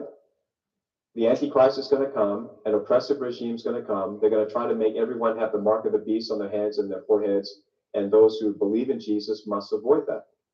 That's going to come anyway. If you happen to be a believer that's listening to me during that time, that's going to come anyway. We can't stop that. Only Jesus can. So we're not technically doomsday preppers. That's not what we're prepping for. We are prepping for unforeseen but probable disasters. Unforeseen but very highly likely disasters. Much like Floridians. Right now, Floridians are preparing for a hurricane. Every year, Floridians stock up. They barricade their house. They protect their windows. They get extra fuel and energy. Every year they prep. I think that's interesting, isn't it? Right now, it's the most conservative state in America. Run very well, very low COVID cases, no mask mandates, very, very good. And yet on top of that, they're not complacent. They're very much preppers, right? Not doomsday, just normal day preppers. I think that's what we need to learn to be. Jesus clearly predicted some things that we need to do as preppers. Mark chapter 13 says this. Obviously, he's talking to a certain people at a certain time, but we're going to generalize it. We're going to broaden the context and say, how would this apply to us? Listen to this. Mark chapter 13, verse 14, the words of the Lord. Jesus said, when you see the abomination of desolation, okay, something bad is going to come. Whatever is abominable, all right? Just put it in your context. Spoken of by Daniel the prophet, standing where it ought not, let the reader understand. Then let those who are in Judea flee to the mountains. We have a prepper instruction. When bad things happen, go to the high place. I remember when the tsunami happened in Aceh, Indonesia. There was a group of Muslims who persecuted the Christians in Aceh. Aceh is actually the very center of, well, you wouldn't say the center of Islam, but it was the doorway. It was the gateway of Islam into Indonesia. Indonesia prior to that was Hindu and Buddhist. The first Muslims arrived in Aceh, that was the doorway, and then spread and conquered Islam, Indonesia with Islam. So Aceh is a very important spiritual location. And they continually persecute Christians that are there. And so on that year, on Christmas Day, the Muslims persecuted the Christians and said, we don't allow you to worship in your churches today. We don't want you to celebrate Jesus, publicly in your churches today. And so many churches, without fighting the unfair mandate, went up the mountains to celebrate Christmas. And then the earthquake and the tsunami came. Wow. And everybody was wiped out except the Christians who were up in the mountains. Wow. And that is a known story all throughout Indonesia. The Christians were spared by fleeing to the mountains. Wow. These instructions in the Bible are life-saving. How did God know, Banda Aceh earthquake was going to happen? Of course he knows. But do we read our Bibles? Do we take the instructions seriously? I'm telling you today, you're here because you're going to be one of the most well-prepared groups of people on earth. You're going to be ready. This is probably the most practical sermon I could give and maybe that you'll ever hear. We're going to be very down to earth, okay? So Jesus said, flee to the mountains. That's a good place to start. Let him who is on the housetop not go down into the house, nor enter to take anything out of his house. And let him who is in the field not go back to get his clothes. Okay, so there's a second instruction. You're going to leave to a high place. You're going to leave like the story I told last week with the idea of no return, no reserves, and no regret.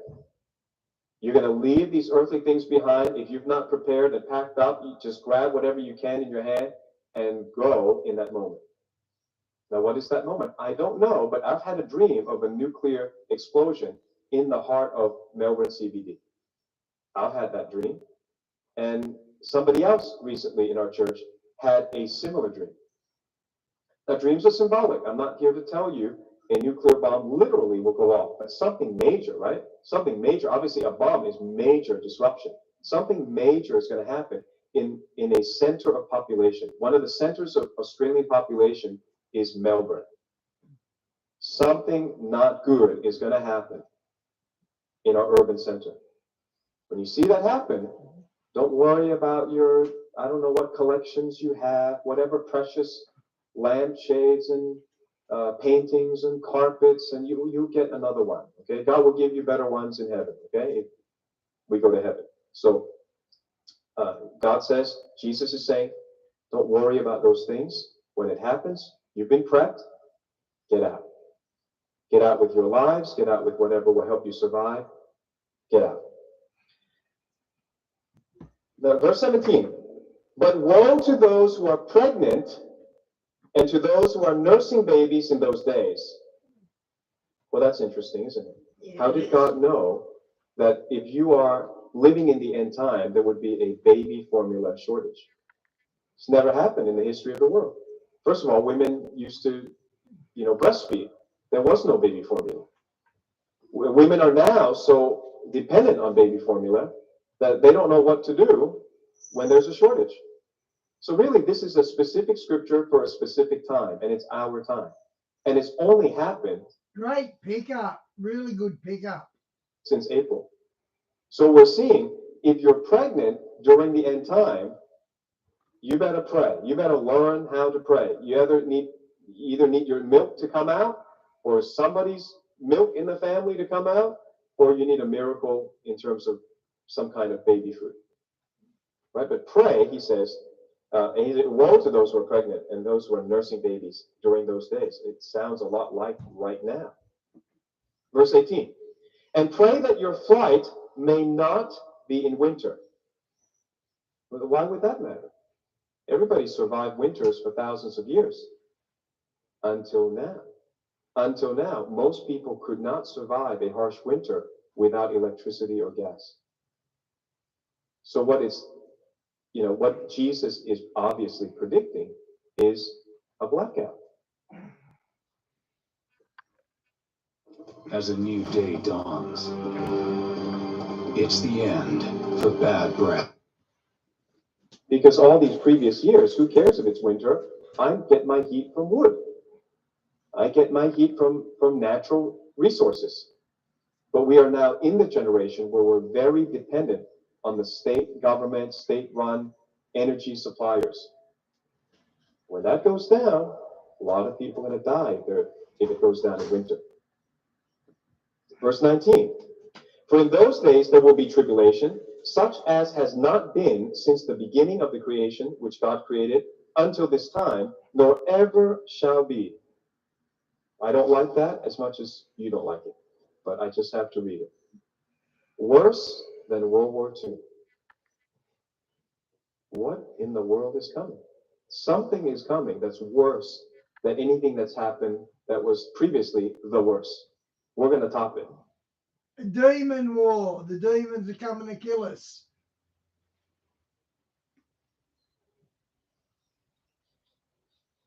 Do we believe our Lord? Do we believe Jesus? Yep. Not panicking, right?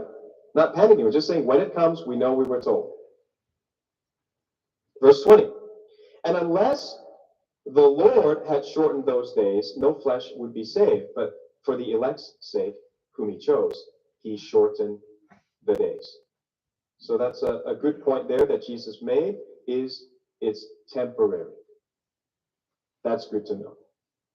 That's good to know. God will actively shorten the oppressive government mandate, the spread of whatever the outbreak, the effect of whatever drought or flood or...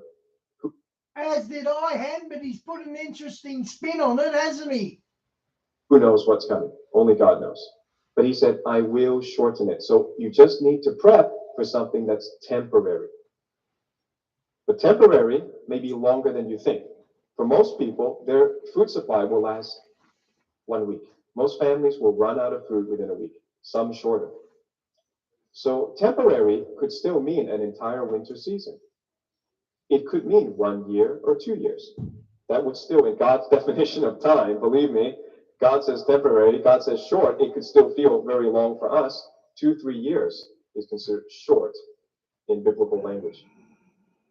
So we want to talk about how to prep, what to do, who to prep with, what's necessary. If you want to hear more about how to prep, very, very practical step. The church will tell you, everybody here will tell you, this is one of the most practical messages you can hear. Please go to Vimeo to hear the rest of the message. We encourage you to join online church and support us. But Vimeo is a streaming service. You can watch the whole thing instantly, okay? So I hope that's worth it for you. And I want to make a quick announcement.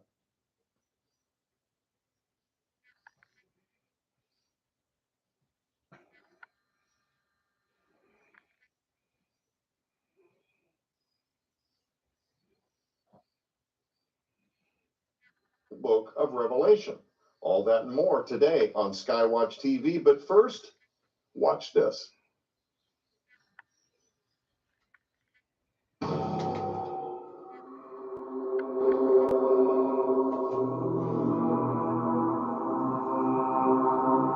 Hidden deep within ancient scriptures, it is written that in the beginning, the ultimate agent of chaos was already restrained by the Creator. As creation flourished, this force of destruction remained subdued, waiting for his time of freedom.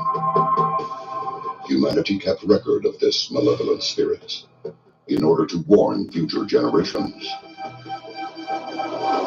These ancient prophecies foretell a messenger will precede the release of the great evil, known to the Hebrews as Leviathan, but to the Egyptians as Apophis. Welcome back to Skywatch TV. Today we begin a special investigative series on the exciting new groundbreaking documentary film by Josh Peck called Ragnarok, Humanity's Last Stand. There exists an ancient prophecy about a great burning mountain that falls from the sky, bringing devastation to the world. Are we about to see this destroying force enter the Earth's atmosphere? If so, is there anything that we can do about it? The producers of the astonishing new film Ragnarok are here today to help answer that question. But before they do, watch this. So my name's Jeff Zwarenk. I'm an astrophysicist by training, which basically just means I do physics with a telescope. And a physicist is interested in learning how the world works, and so I get to go out and study how the heavens work. Finally, the headline on the Forbes website is scary. It reads, Doomsday Asteroid Bigger Than Expected. They're talking about a football field-size asteroid called 99942 Apophis.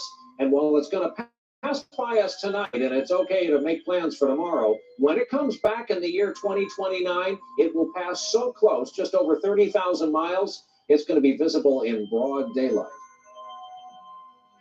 Well, this was a discovery back in 2004. Some astronomers down at Kitt Peak National Observatory down in Arizona were observing the sky, and they found this object.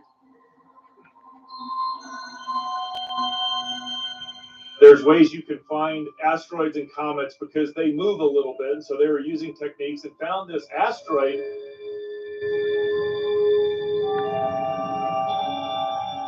They found it over a couple of nights. They found another observation not too much longer. And so that gave them an initial trajectory and found that in 2029, there was a reasonable chance that it was actually going to collide with the Earth. Asteroids are remnants of the stuff, the rocks and all that form the planets in our solar system. I'm Dr. Mike Strauss. I'm a professor of physics at the University of Oklahoma. My field of specialty is experimental particle physics. So the goal of experimental particle physics is to understand the fundamental structure of the universe. What are the smallest building blocks that make up the universe? I currently do my research at a laboratory near Geneva, Switzerland called CERN. where we accelerate protons to nearly the speed of light. We smash them together and we look at the debris that comes out from that collision. And the debris tells us about the structure of the universe. As the planets like Venus and Earth and Mars formed, there was some leftover stuff, primarily between Mars and Jupiter, that wasn't enough material to actually form a planet. And these are the asteroids. Most of them are in a belt, in an orbit between Mars and Jupiter. What happened there is there's this giant gas cloud that for whatever reason started to collapse and condense, and as it does, the very center part accumulates and becomes the sun, and it's got a lot of hydrogen and helium in it. It eventually ignites nuclear fusion, starts glowing and giving off heat. There's also a lot of materials orbiting around this, and those will all collapse down to a disk. They'll accumulate into larger and larger objects through various processes. And eventually, as some objects get large enough, they start gravitationally attracting the remaining debris that's left in the solar system. It clears out most of the debris in the solar system, but not all of it. And so the stuff that tends to form closer to the sun is going to make asteroids. Those are going to be more rocky bodies. The stuff that forms further out in the solar system, kind of out by Jupiter and further, that's going to have a lot more ice, and so those are going to be comets. And that's really kind of the key distinguisher between a comet and an asteroid, is that an asteroid has a lot more rocky material, a comet has a lot more ice material. They're different than meteoroids in that meteoroids are just smaller asteroids. Anything less than about a meter is called a meteoroid, and anything larger than about a meter, up to maybe 100 kilometers in size, is called an asteroid. They're different than comets. Comets are not made of rocks and metals. They're actually made of dust and ice. And this is why a comet has a tail. As it gets near the sun, that dust and ice gets burned off by the heat of the sun, and you see it flowing out from the comet, and you get the tail. When meteoroids or asteroids come into the atmosphere of the Earth, they will begin to burn up, and that's what we see as shooting stars. Those are called meteors. And if they actually hit the Earth, they're called meteorites. So depending on their size and where they are, we give them all these different names.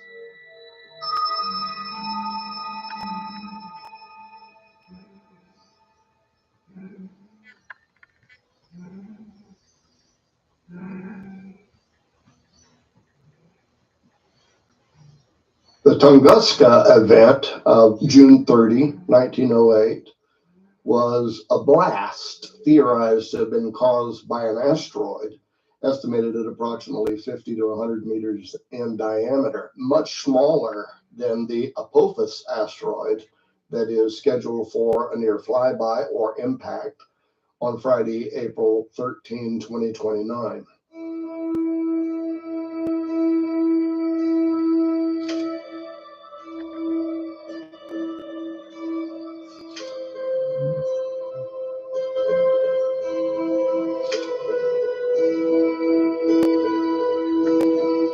The Tunguska object collided with our planet, landing in Siberia. The impact was so dramatic that 2,000 square kilometers of the taiga forest was destroyed, flattening about 80 million trees.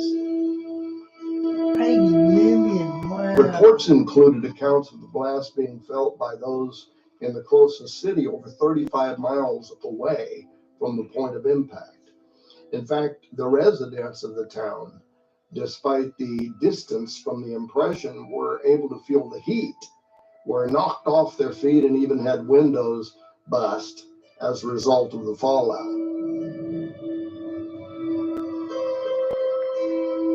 The blast was later said to have created 185 times more energy than the Hiroshima atomic bomb, with seismic rubbles observed as far away as the United Kingdom.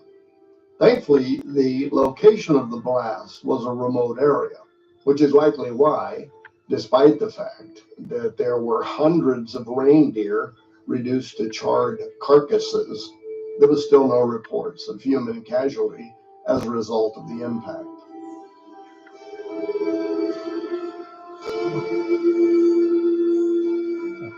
An eyewitness to the event described, quote, "The sky was split in two, and high above the forest, the whole northern part of the sky appeared covered with fire," end quote. That sight was apparently followed by loud noises that sounded like guns firing. Furthermore, the nearby Lake Chico is theorized to have been created as a byproduct of the event.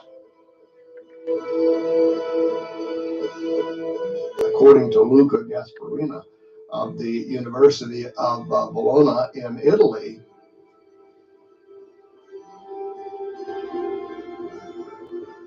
quote, the lake, was formed after the impact, not from the main Tunguska body, but of a fragment of the asteroid that was preserved by the explosion, end quote.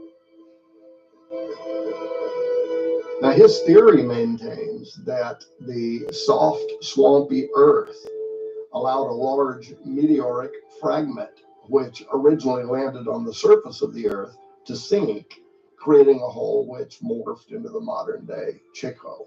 Now, what would have happened if such a meteor had struck the Earth in a highly populated location? Or worse, if the hurling rock had been much larger?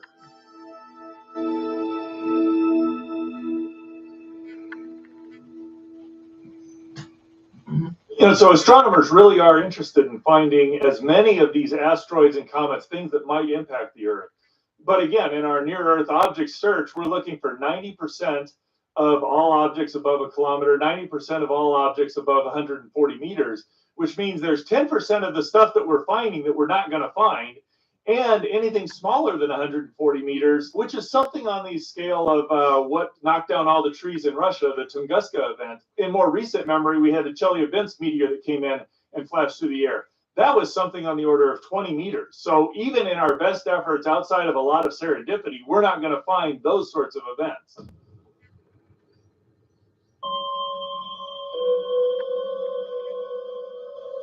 In any science, the precision of the predictions, the precision of the measurements has to do with how good your data is and how precisely you can measure your data.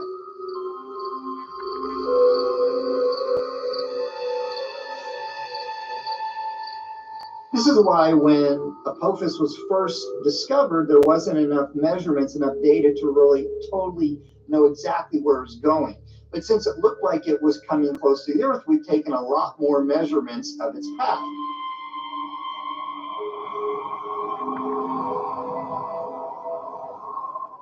The asteroid should come within about 20,000 miles of the Earth, and that's pretty accurate. And as it gets closer, we'll get better data, better measurements, and we'll even be able to more precisely predict exactly where it's going to go. What they've since found in the meantime is that this thing is about 300 meters wide, which is a pretty large object, that if it lands and hits the Earth, it's going to put up an energy into the Earth of about 1,000 megatons.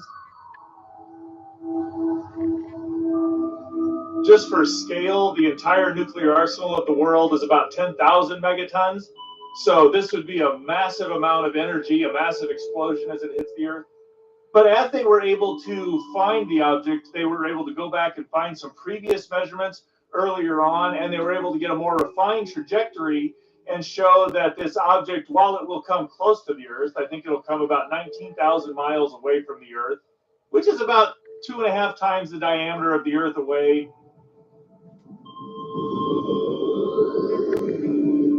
It's about 1/10 of the distance to the moon. So this is close in astronomical terms.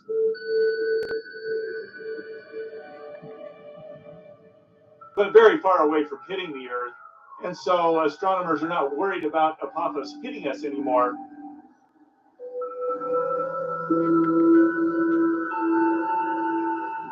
But it will provide a great opportunity, because it's so close, to get some really good observations of an asteroid as it passes by the Earth in 2029. NASA, of course, is the American Space Agency. It stands for National Aeronautics and Space Administration. It was originated as a response to the Soviet Union putting up the first satellite Sputnik in 1958. And NASA is responsible for both manned missions to space and also other missions to space, like the NEOWISE satellite.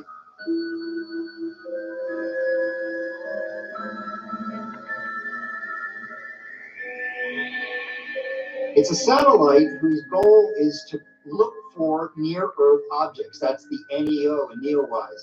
And that means things like asteroids or other objects that could come near the Earth and possibly interfere or hit the Earth.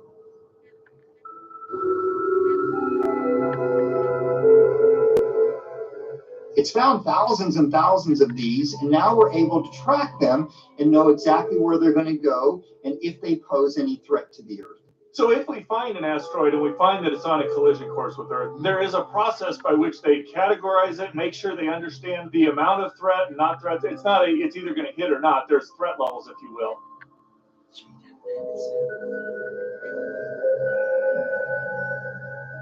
I fear, like in the movie Greenland, government scientists are going to continue to downplay the prospect of Apophis striking Earth until it's obvious that it is in fact going to crash into this planet. And by then, they will have plans in place to secret away government authorities and other elites into underground or in-mountain bunkers for survival, unless they come up with a mitigation effort that deflects the space rock. At this point in time, we don't have any way of mitigating the threat, but people are working on trying to do those sorts of mitigation techniques. The way the data is done is we know that things in outer space are primarily influenced by the other large objects in outer space. The reason it's where it is it was primarily influenced by the gravity of Jupiter. And since we understand how gravity works, that helps us do the calculations. So we even know that when this asteroid gets near the Earth's gravity will perturb its orbit and it'll change it slightly, so we can predict where it will come back to Earth in the distant future.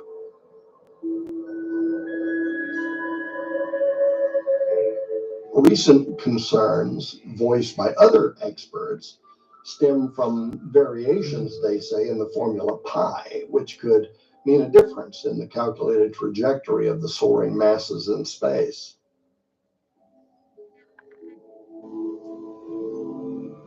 If an asteroid or meteor in question is described with phrases such as skim past, when its orbit near Earth is referenced, small errors in calculation could equal big consequences for our planet. Welcome back. We're in studio today with the producers of the highly anticipated new documentary, Ragnarok. But before we discuss the film, we want to show you how you can get your copy of this groundbreaking documentary right now. There exists an ancient prophecy about a great burning mountain that falls from the sky, bringing devastation to the world, and the signs of its coming have now appeared. Skywatch TV is proud to present the Ragnarok Blockbuster Bundle. When you order Josh Peck's new documentary film, Ragnarok, Humanity's Last Stand from the Skywatch TV store, you'll also receive the never-before-seen exclusive DVD content, Ragnarok, Destruction Unveiled, and Ragnarok, Mountains of Judgment, in the new documentary film Ragnarok, Humanity's Last Stand. Visionary filmmaker Josh Peck takes you on a journey through the ancient prophecy from the Book of Revelation about a burning mountain that falls from the sky, bringing devastation to the world, and what scientists and NASA have to say about it. In this explosive documentary film, you will learn how the wormwood prophecy connects to our modern age, whether the coming asteroid Apophis could be the harbinger of destruction, the science, history, and prophecies surrounding asteroid impact, Dr. Thomas Horn's full end-times vision of destruction, what NASA is saying about Apophis, and what we can do about this threat. You'll also receive the behind-the-scenes interview, Ragnarok, Destruction Unveiled, where Skywatch TV's own Drew Graffian sits down with visionary filmmaker Josh Peck to talk about his filmmaking process. What goes into a project of this magnitude? What his initial reaction to Dr. Thomas Horn's end times vision was, and what it is like to handle such apocalyptic material. But that's science behind asteroids, and how this relates to the coming space rock named after the Egyptian god of chaos, Apophis. Sold separately, these items hold a retail value of over $75. Yours now for your donation of only $35 plus shipping and handling. So uncover the prophecies of destruction and learn the mysteries of the last days. This collection is available only through Skywatch TV, so don't delay. The Ragnarok Blockbuster Bundle, available now at skywatchtvstore.com. Order now or call 1-844-750-4985. The film is called Ragnarok, Humanity's Last Stand, and we are joined by the director, Josh Peck. Thanks, Joe. Producer, Tom Horn. Good to be here. And Skywatch TV's own Drew Graffia. Welcome, gentlemen. Thank you, Joe. Josh, I want to dive right in. You wrote, edited, and directed this film, and it's based on Tom's two books, The Wormwood Prophecy and The Messenger. Can you tell us why this topic is so important to you? Ever since I was a child, I had a really deep interest in Bible prophecy. I had a bunch of Christian friends, but I was the one that had like the Revelation explained books, and I would carry those around all the time. Well, two of my favorite ones, the ones that were most interesting to me, was Revelation 9, the locust, and then the Wormwood Prophecy. So fast forward years later, and I'm working here at Skywatch. Tom writes these books, The Wormwood Prophecy and The Messenger. And during our Stand 2020 conference, I filmed his presentation, which was based on the Wormwood Prophecy. That was the first time I heard it, and heard it from him, and I was blown away. I mean, it was like being a kid again. I mean, it's exciting. I mean, it's a dark topic, but it's still exciting because it's prophecy coming to life. Right. If you're a believer in Bible prophecy, none of this should be frightening, but I understand what you mean. You're fascinated by the topic. Tom, something else the film covers, but we didn't get to see it in the clip that we just watched, is how small mathematical miscalculations can actually lead to disastrous consequences when you're dealing with stuff like the trajectory of something like an asteroid. Do you believe that NASA's calculations are incorrect concerning the arrival of Apophis, and why? Well, I believe they very likely could be incorrect, and there are brighter minds than mine that are also saying that out there. For instance, there's a scientist, a mathematician by the name of Harry Lear, and he's actually put up online, he's created videos in which he is saying that the calculations that were used by NASA to determine the trajectory of the asteroid Apophis are off by as much as 600,000 miles. Now, when you add to the fact that these rocks are traveling through space, they are influenced by a lot of different things. The gravitational pull of large planetary bodies, things like that, that can slightly change their trajectory over time. The other thing is that they can hit space debris. They can they can nick other asteroids or whatever. And so their trajectories are always kind of slightly changing. And what Harry Lear did was he provided a corrected trajectory for Apophis, showing that in 7 years from now, Friday the 13th, April 2029, it's going to come crashing into planet Earth. And you're right, other astronomers have said if it does, it is a planet killer. Now, we feature Harry Lear in the film, giving some of his evidence. But again, he's not the only one. Top 100 scientist Nathan Myhrvold, he's a celebrated mind. He's constantly turning up in academic journals as one of the #1 scientists in the world.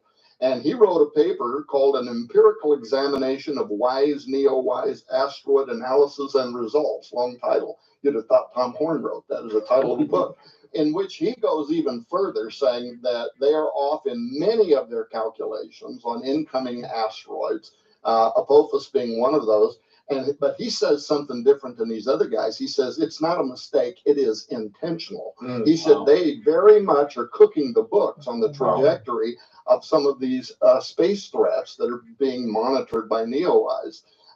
Why would he say that? Well, again, the film goes into some of that. And by the way, we even were able to get an astronomer from CERN, the Large Hadron Collider, is featured in this documentary film. So the film is done very well. I think it is very authoritative, and it examines some of the people who believe that NASA is involved with the cover-up. One more, by the way, the famous astrophysicist Neil deGrasse. We actually have a clip from him in the film in which he says this: Apophis will come so close to Earth, he's talking about in 2029, It will dip below our orbiting communication satellites. Now imagine that, right? When you can sit on Earth and look up into space and see our satellites, it's going to be lower than those satellites. It might knock out some of the satellites. He says it will be the largest, closest thing we have ever observed to come by Earth. The orbit we now have for it is uncertain. He's one of the most famous astrophysicists in the world, and he says that calculation given by NASA is uncertain. Why?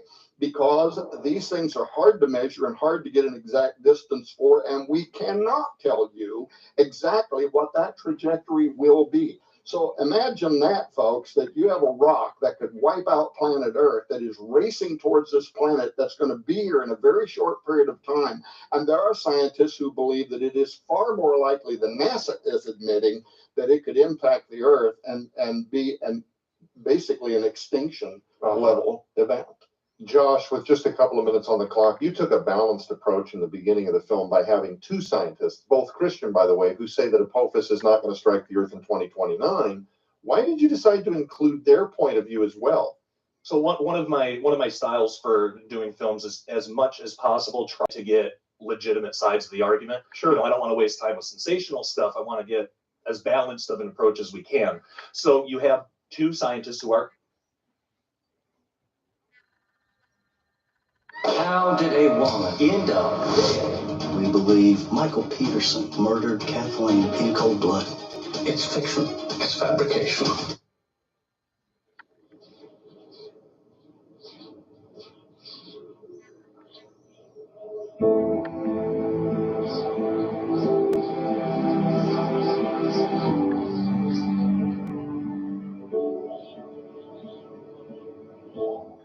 They say we were made in God's image. I believe it. Our achievements surpass imagination. Actually, I better not play that. I don't know if it's copyrighted or not. So, let's watch this.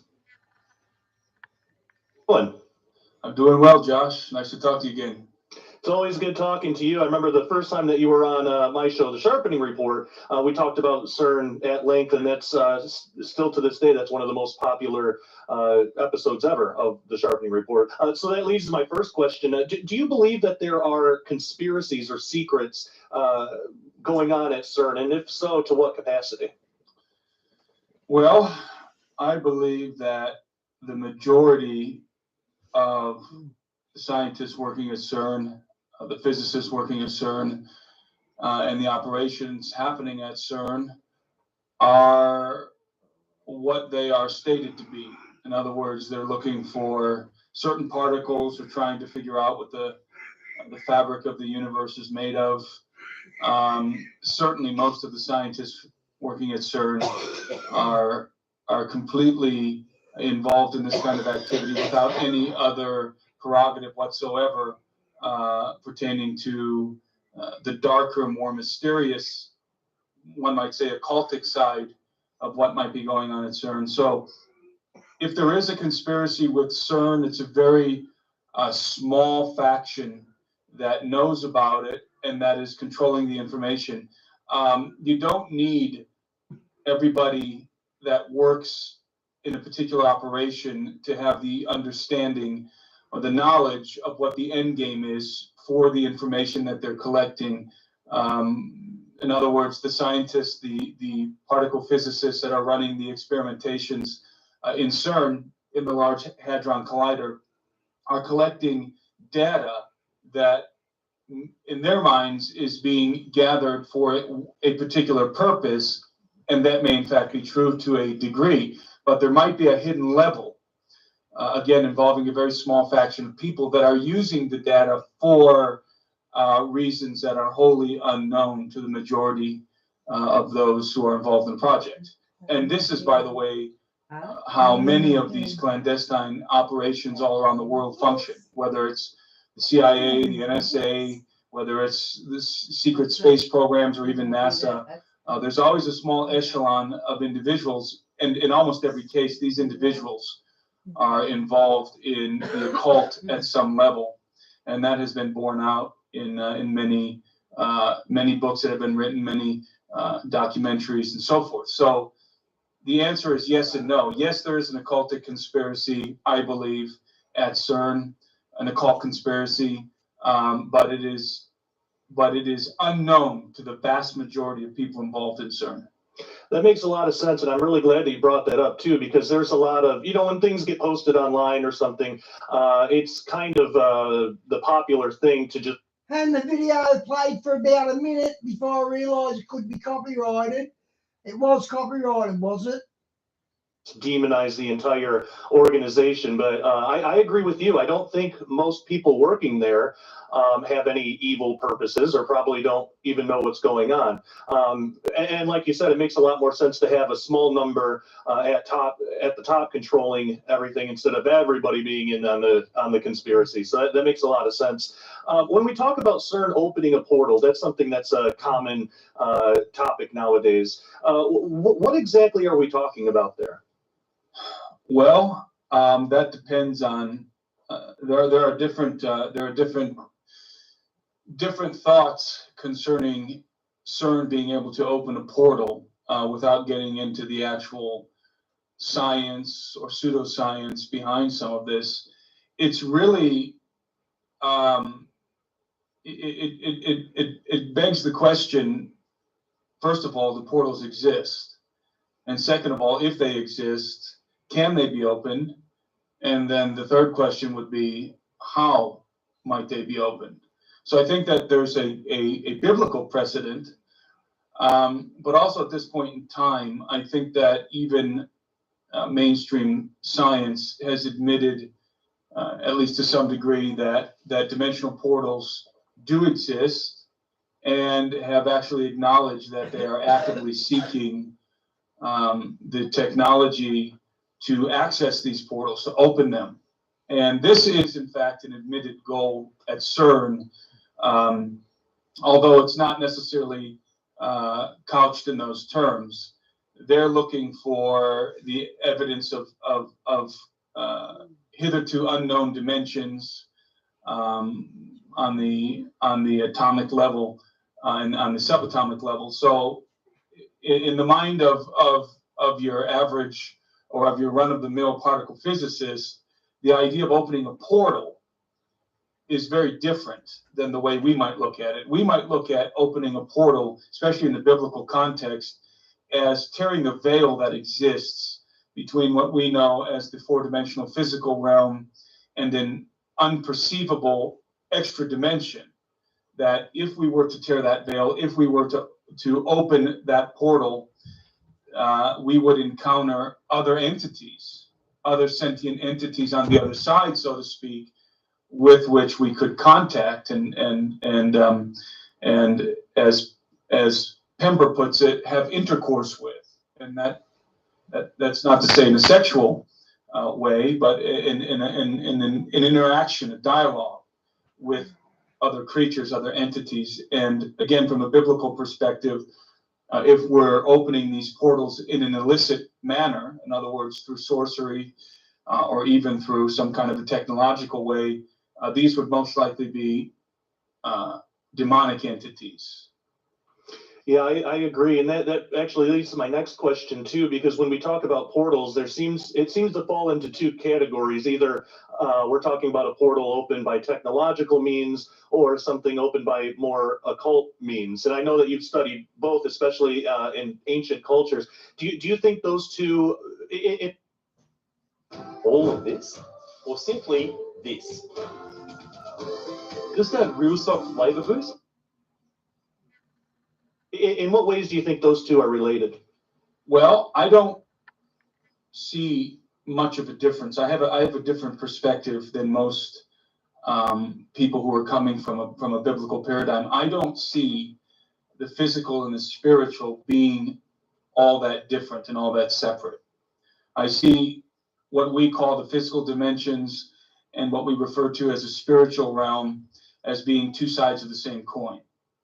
I think that they are intimately intricately and inherently connected to one another, and it would be difficult to separate them. So when we talk about technology, it's difficult at some point when you're dealing with certain kinds of technology to differentiate between something that is technological as opposed to something that is spiritual, because I think we're working with a very complex set of laws, of dynamics that we don't fully understand. So at what point do we enter into a spiritual dimension by means of advanced technology?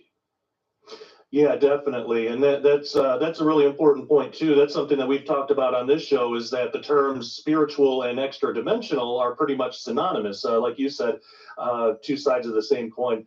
Do you believe that there's a place for CERN or really any high technology? Is there a place for that in Bible prophecy? Yeah, I think there is. I think that in order to, if we're going to interpret Bible prophecy in our day, living in the 21st century, then we have to open our eyes, see what's actually happening, what's actually taking place on the earth, and then view Bible prophecy through that lens. It doesn't help us to have an archaic view of Bible prophecy. In other words, a view that is based on the world as it was 2,000 years ago. If Bible prophecy pertains to the latter days, we're certainly living in days that are much more latter than the days in which the prophecies were written. So we have to have an understanding of reality as it exists today and take into account the fact that God sees the end from the beginning. Nothing is going to surprise him. And so prophecy was written by people living in a very different world as they were projecting forward, looking forward into a time that was that would be very different from the time in which they lived. So they didn't have the terminology that we have for the sciences that are known to us today. So they described what they saw in the terms that they had that were available to them, and the ideas that were known to them. So I think there's a lot of people today who are interpreting Bible prophecy from a very simplistic view without taking into account what's actually happening on earth. But what's happening on earth is the prophecy. What's happening, what's actually taking place in the world is the substance of prophecy. So if your view of prophecy does not align with what's actually happening in the world, there's something wrong with your paradigm, your prophetic paradigm. And as it pertains to CERN, certainly the activities of the human race, as we are attempting to reach into other dimensions, as we're attempting to understand the fabric of the universe, obviously this has consequences that fit into a biblical paradigm. Actually, everything fits into a biblical paradigm. There isn't anything that doesn't, since all things were created by, through, and for Jesus. Nothing can be outside of a biblical perspective or a biblical paradigm. So I think it's important for us to look at CERN and understand that what's happening is very much akin to what was going on in the earth after the flood of Noah, when even while the sons of Noah were still alive, that the earth began to rebel against God following the great rebel Nimrod, and they began to build a tower, the famous Tower of Babel. But if you look at the Sumerian texts, you see that, by the way, Sumer is synonymous with Nimrod and the Tower of Babel. Oh, really? Sumeria is the kingdom that Nimrod founded, right, in the plains of Shinar. And so it wasn't the first civilization to appear on the earth, because there were pre-flood civilizations that were annihilated in the flood. It was the first post-flood civilization to emerge on the earth in the plains of Shinar. And so what Nimrod was doing was he was doing far more than just building a tower with brick and mortar. Because if you look at Sumerian text, you discover that the Sumerians were had opened a gate to the Abzu, and had summoned an entity called Enki from the Abzu, and using perhaps some kind of a portal, and so there's a whole dynamic there that is very technological. If you really take a look at what's happening with the Tower of Babel and with Nimrod, and even non-biblical archaeologists, many of them believe that the temple that was built to Enki. Han, when you said he warned you but you didn't think it was him, I understand where you're coming from, because you're thinking my little channel with a couple of hundred subs is really paying attention to that, but apparently he is. He hounded me to take his video down, and he told you to take it down.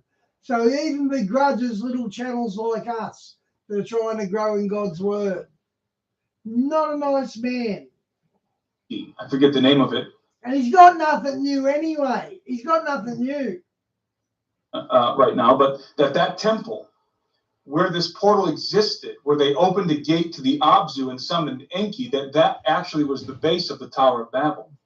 Oh, wow. Tower of Babel was constructed on top of that. So the idea of opening portals and reaching into other dimensions is something that began to happen, obviously, in the pre-flood world, but then again with Nimrod and the Tower of Babel. And I think that history's going full circle back to the beginning.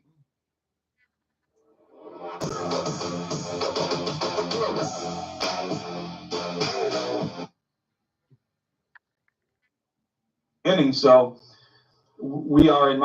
No way, Han. He just said, yeah, laughed at another comment, laugh out loud, 2 more strikes and her channel is gone. Did he gloat that he gave you a strike? Did he gloat about that?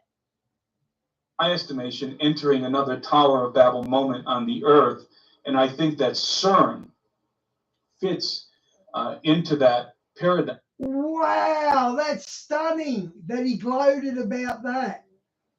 Wowee. Wow, I'm really stunned at that. That's pretty bad. That's really bad.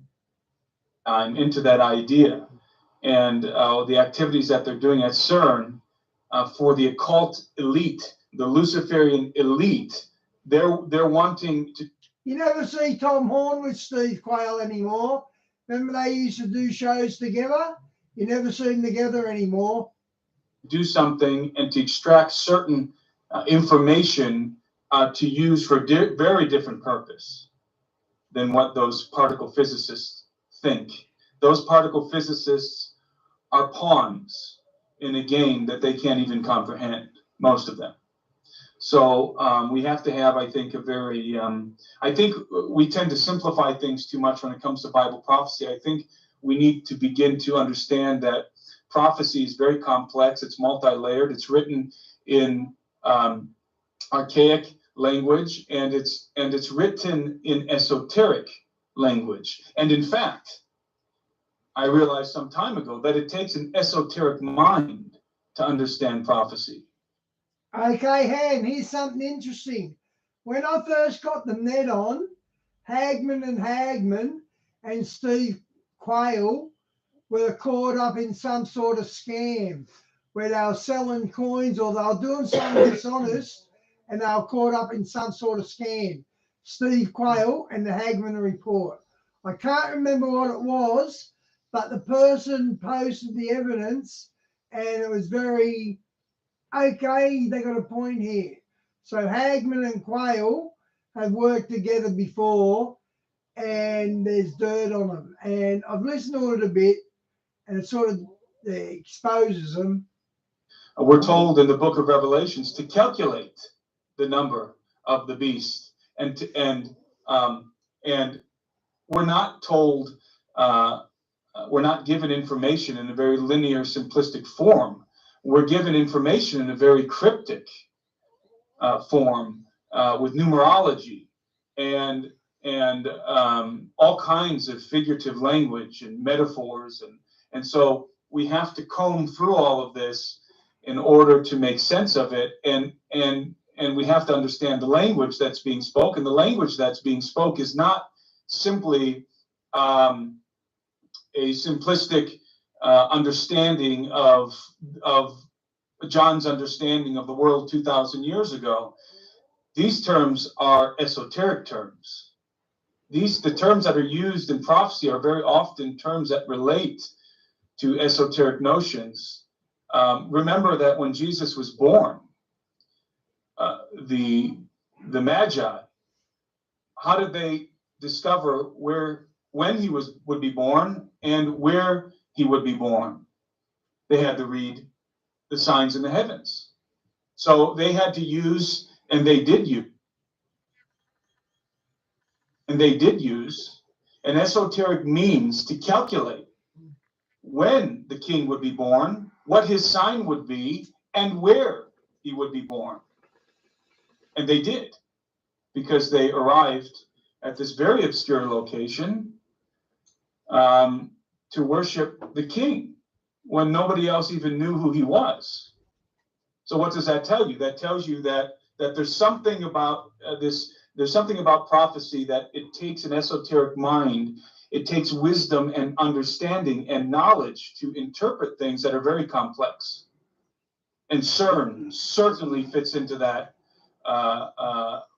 complex fabric of prophecy. Very, very true, and I think that's a really good point that I think is often lost when people attempt to decipher Bible prophecy. Going along those lines, what can Christians do, or really even just people in general? What can people do to prepare for what's ahead? Well, what I think there's a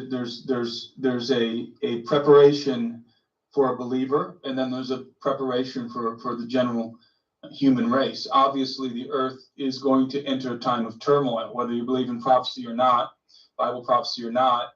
It is evident that something is fomenting, just even on a geological level. The earth is entering a time of turmoil, and certainly on a geopolitical level. The nuclear the threat of nuclear holocaust, of a nuclear apocalypse, becomes more relevant and more dire every day.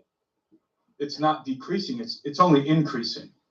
And of course, the technology to wage that kind of a war is becoming more accurate, more deadly every day. So on a very practical sense, in a very practical way, we ought to be, first of all, informing ourselves of what's going on, and second of all, taking appropriate practical measures for ourselves and for our families, which would, of course, include food, water, a plan, probably ammunition and firearms as well, and a plan of what you're going to do if the need arises. And whether or not the need arises, this is just it's a logical contingency to have these kinds of things in place. But let's switch to somebody who is obviously not just a human being, but happens to be a human being who believes in the gospel. And in this case, we're told what to do. Besides those practical things, we're told what we ought to be doing. I believe in the book of Revelations, in John's Revelation, when we're counseled by God to buy from him three things. We're told to buy from him gold refined in fire. We're told to buy from him white raiments. And we're told to buy from him eye salve. And to buy eye salve so that we might see.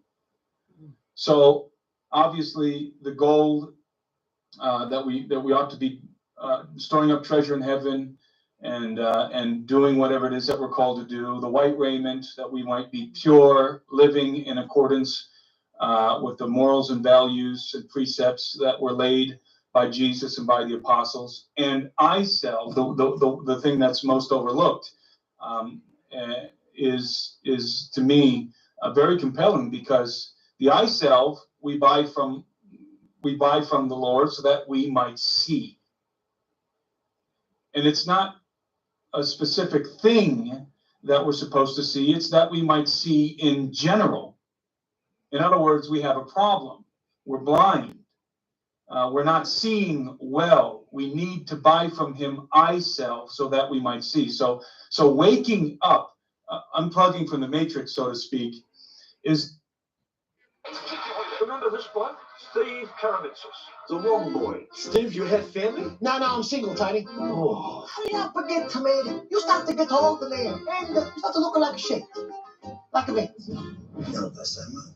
You can't teach an old world new tricks. Born to be alive. You still remember the moves or what? Welcome to a big fat wobble day. Is not only a good idea. I believe it's part and parcel with the gold and the white raiment. In other words, it's something that we as believers living in this modern age should be doing. In other words, we need to be waking up. We can't be complacent. We can't be lethargic. We need to understand the context of the world in which we live, and we need to wake up. Again, in a very matrix kind of dynamic, unplug ourselves from the apparatuses, the media apparatuses, and the educational apparatuses that are doing the very opposite, that are indoctrinating us and that are causing us to be lulled to sleep. We ought to be awake. We ought to be vigilant. We ought to be watchful. We ought to be ready. And someone might say, why? Well, it doesn't. The question of why is very simple to me, because this is what our Lord expects of us, and in fact counsels us to do.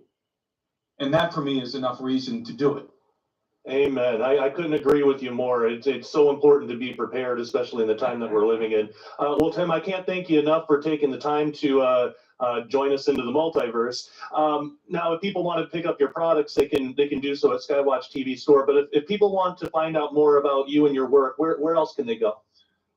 Well, they can go to our YouTube channel at Gen 6. It's Gen 6 Productions is the name of our YouTube channel. They can also visit our website, TrueLegendsTheSeries.com. And as you said, our DVDs are available in Skywatch TV's store, and including our newest film, The Unholy Sea. Fantastic. So people watching, check them out on YouTube and make sure to subscribe. I know I push YouTube subscriptions a lot on this show, but it's important and it's free. So make sure you do that. Well, again, Tim, this has been a great talk as always. It's been a pleasure and an honor to have you on the show. We'll have to do this again sometime. Yes, thank you for having me on the show. No problem.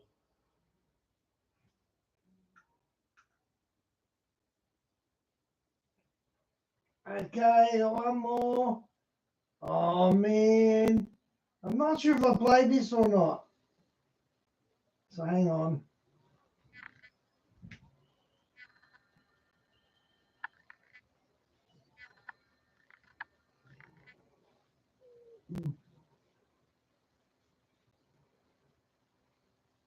I don't think I played it, but just in case. Care helps women by creating opportunities to build knowledge and self-confidence. So you're watching this a couple of weeks before anybody else will get it. And that is one of the benefits of signing up at Daily. Hello and welcome to the Sharpening Report. Tonight we welcome back a very special guest, Dr. Andy Woods, to talk to us about his research into the mysterious end-time city of Babylon. What is this place in the book of the Revelation? What does it describe? Dr. Woods is going to show us how to interpret this. The simplest and most biblically consistent way to understand Babylon is actually. And I saw LA Missouri's doing new stuff, but it's only like 15 or 20-minute long videos. If he does half-hour videos, I'll stream his info. Because you're right, he is doing new stuff.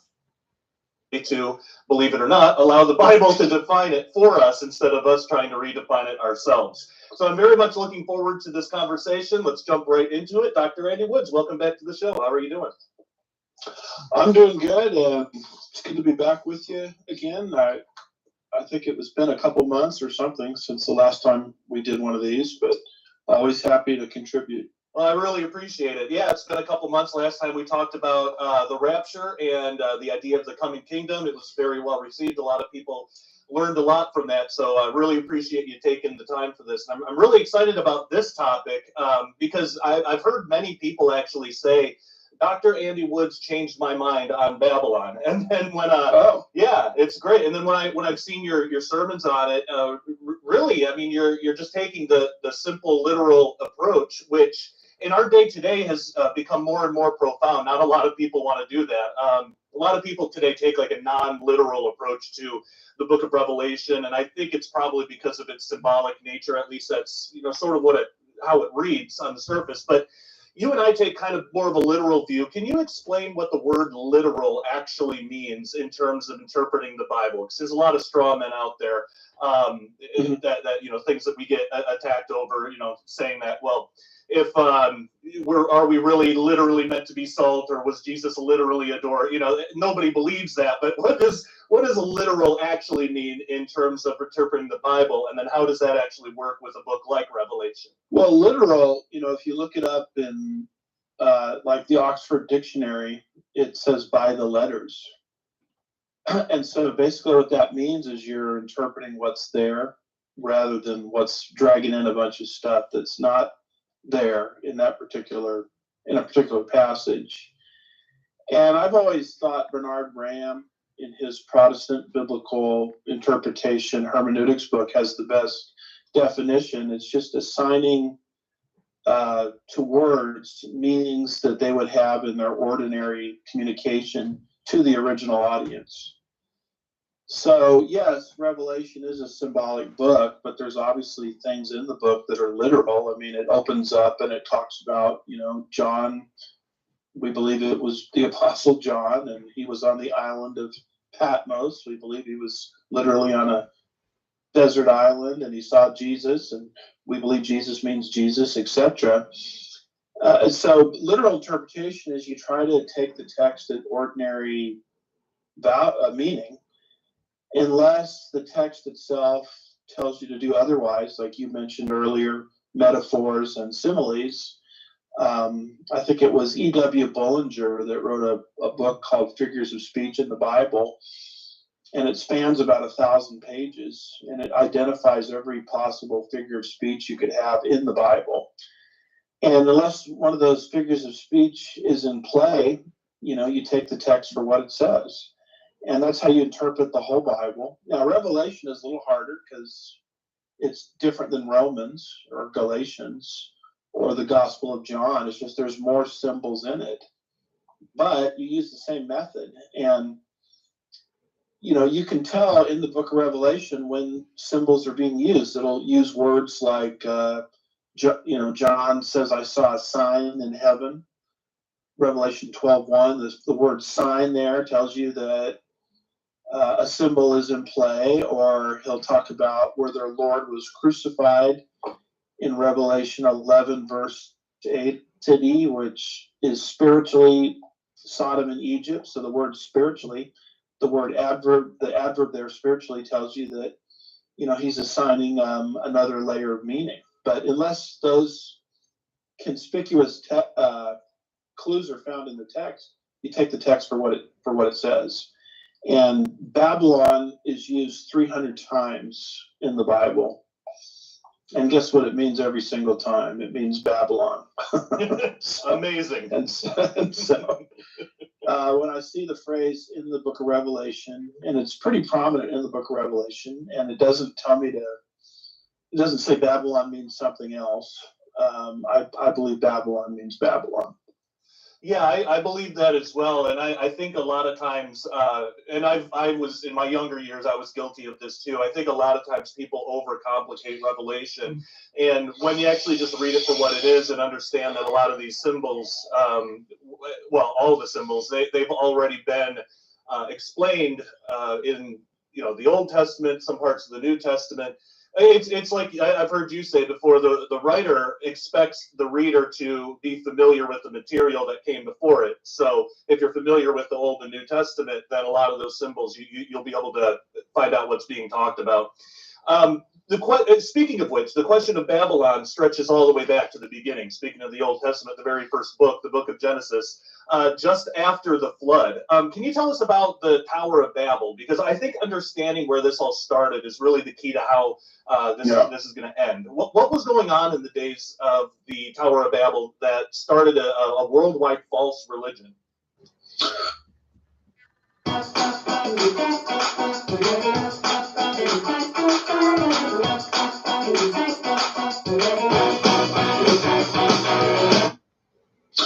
Well, it was man's first attempt at a new world order, which is a one world system of economics, politics, and religion, which excludes God. And they were told to spread out, Genesis 9:1. They didn't do that. They came together, to make tower into heaven, to make a name for themselves. And God didn't like what was happening. And so he confounded the language that existed at the time into multiple languages. And there was something going on at that tower. And here I get into Babylonian tradition, because it's not, found specifically in the Bible, but, if Babylonian tradition is correct, there was something called the mother-child cult, where Nimrod, who is mentioned in the Bible, who was the builder of this tower, was married to a woman named Semiramis, and the two of them had a child named Tammuz, who was killed by a wild animal and miraculously brought back to life via satanic power.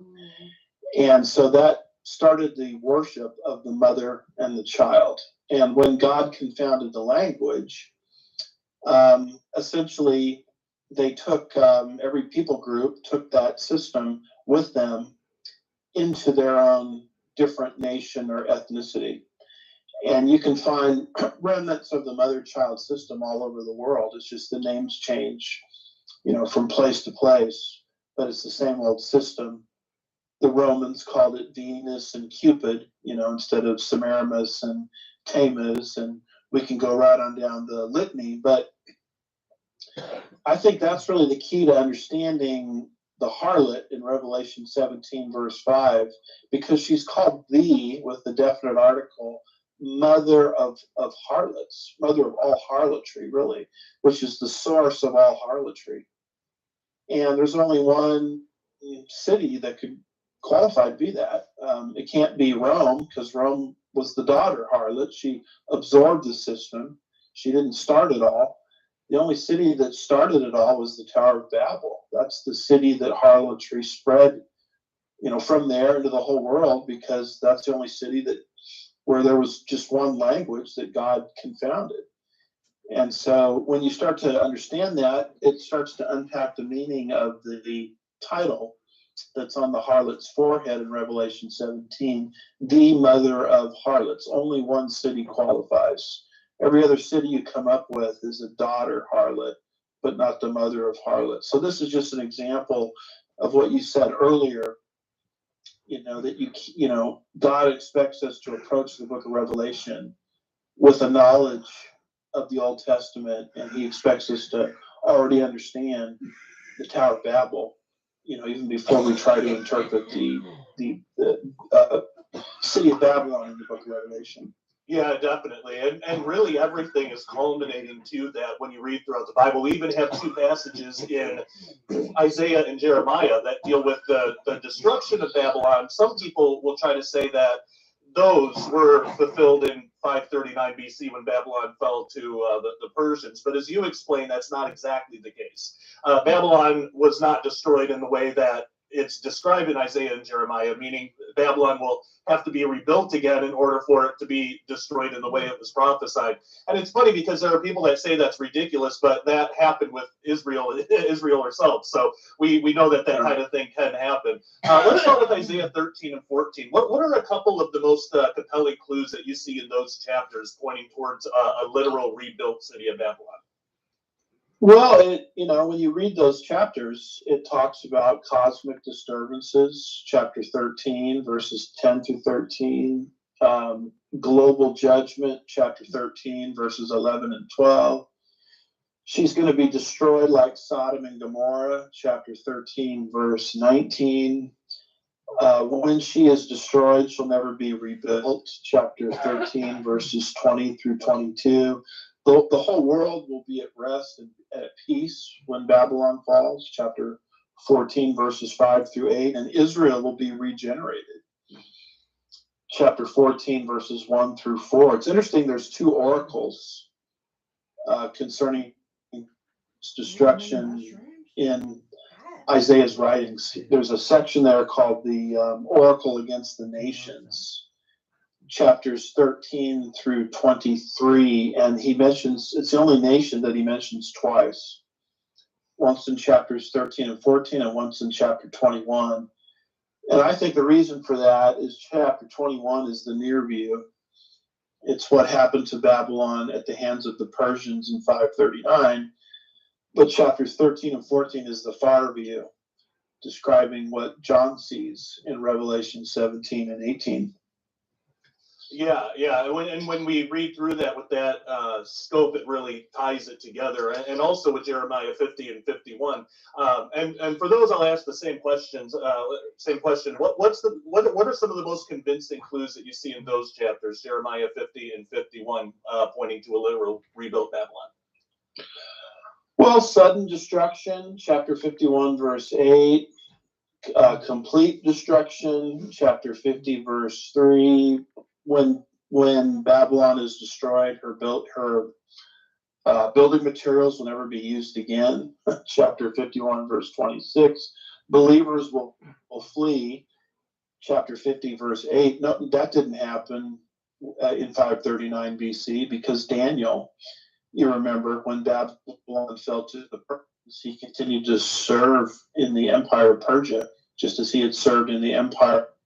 Han, I'll tell you one of them, okay? I got with my nephew one night and we had some ecstasy tablets. So we went down to the lake, chilling on the ecstasy tablets. Now, when I was younger and investigated Christianity, I actually said to God, and this is what I said, I'm going to be honest. I said, God, what's so good about heaven? Sitting around kissing your ass all day doesn't sound like heaven to me. And it was a genuine question because that's what I thought people done in heaven. Just sat around kissing God's ass. Years and years later, I'm with my nephew and I took an ecstasy tablet and I got that tingle in the nose like when you're going to sneeze. Well, that tingle went from my nose and flooded my whole body, and my whole body got flooded with bliss. I was flooded with bliss and I knew it was from God and it was so beautiful. I wanted to just get down on my hands and knees and worship God. So I got my answer to the question, why do we sit up there worshiping you all day in heaven? Because you can't help it. He's so beautiful, you can't help but worship him. So that's the time I got those with bliss, and I'll never forget it. Or Babylon. And then Israel will be regenerated again. Chapter 50, verse 2, verses 4 and 5, verse 20, chapter 51, verse 50. And you start to look at this and you compare it to what we know of history. And there's no way these prophecies were fulfilled for the simple reason that when Babylon fell to the Persians in 539, and backing up for a minute, that's what everybody's saying today. Those prophecies were fulfilled those 8th and 7th century prophecies. Han, I'll tell you another one. This happened about 2 or 3 years ago. I used to watch Jesus Christ Superstar on the DVD every Saturday. Before I started streaming, I'd sit there and watch Jesus Christ Superstar and have a few drinks and sing along like a tragic. Well, one day I'm sitting there watching it, and Mary Magdalene's I Don't Know How to Love Him, she started singing, and I literally felt Christ next to me. And as soon as I realized he was there, he went. And I was left sobbing. I was crying my eyes out because he was so beautiful. There's no doubt in my mind that he was sitting next to me. And as soon as I realized he was there, he went. And I know that was Jesus. And Isaiah and Jeremiah were fulfilled in the 6th century when the Persians conquered the Babylonians. I say no way, because none of those details were ever fulfilled. When the Persians conquered the Babylonians, based on what we know of known historical sources, is they went under the wall and they conquered the Persians conquered the Babylons without a war. You might remember that was happening in Daniel 5. Right. Belshazzar, you remember, was partying as if there was no tomorrow. He thought he was invincible. And yet that very night, the Persians had already tunneled under the wall, and there was no battle. Herodotus makes that point in his histories. And there's something called the Cyrus cylinder in archaeology, where Cyrus boasts, Cyrus of Persia boasts how he conquered Babylon, he says, without any battle. And he was a polytheist, and he didn't want to upset the Babylonian deities, so he didn't smash them or destroy them. He kept them in their natural, temples and things of that nature. So the language of cataclysm and destruction that you see in Isaiah's prophecies and Jeremiah's prophecies was never fulfilled. So now the question is, well, either God was exaggerating, which a lot of people say he was. I'm troubled by that because God can't lie. Right. And, Isaiah 53, we all take that as a messianic prophecy. That seems pretty literal. So it seems to me that when God speaks, he gives you the specific details we should pay attention. So I don't think he exaggerated there, as most of academia thinks. I actually think Babylon has to come back to life so it can be destroyed in the 7th bowl judgment, cataclysmically, as the prophets Isaiah and Jeremiah, depict. And what's amazing too is the prophet Zechariah actually records a vision that he had, which occurred about 20 years after the Persian destruction of Babylon, that connects with Revelation's description of future Babylon. I'll read this one because it's not too long. Zechariah 5:5-11 states, starting in verse 5, "But then the angel who talked with me came out and said to me, 'Lift your eyes now and see what this is that goes forth.' So I asked, 'What is it?' And he said, 'It's a basket that is going forth.' He also said, 'This is their resemblance throughout the earth. Here is a lead disc lifted up, and this is a woman sitting inside the basket.' Then he said, 'This is wickedness.' And he thrust her down into the basket and threw the lead cover over its mouth. Then I raised my eyes and looked, and there were 2 women coming with the wind in their wings, for they had wings like the wings of a stork, and they lifted up the basket between earth and heaven." Interesting, it was a lead lid. That's interesting. I wonder if lead makes any difference.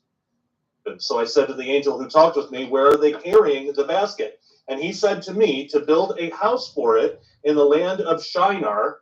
When it is ready, the basket will be set there on its base.'" I've always been really interested in that whole vision, because it just reads so strange, but there's a lot of really interesting things here that tie to Babylon. What is it about this passage that points to a future rebuilt city of Babylon? And there you were, thinking vanilla was boring. Ba-da-ba-ba-ba. Well, it talks about the woman or wickedness in the basket, ephah or commerce, and she's going to be let out one day. And she's going to go to a place where a house is going to be built for her. Now, house is the same Hebrew word that's used to describe the temple in Jerusalem. So it's obviously a religious center. And it's very clear, verse 11, that it's going to be rebuilt for her when she's let out of this basket in God's timing in the land of Shinar. I mean, that's exactly where the Tower of Babel once stood. Genesis 11,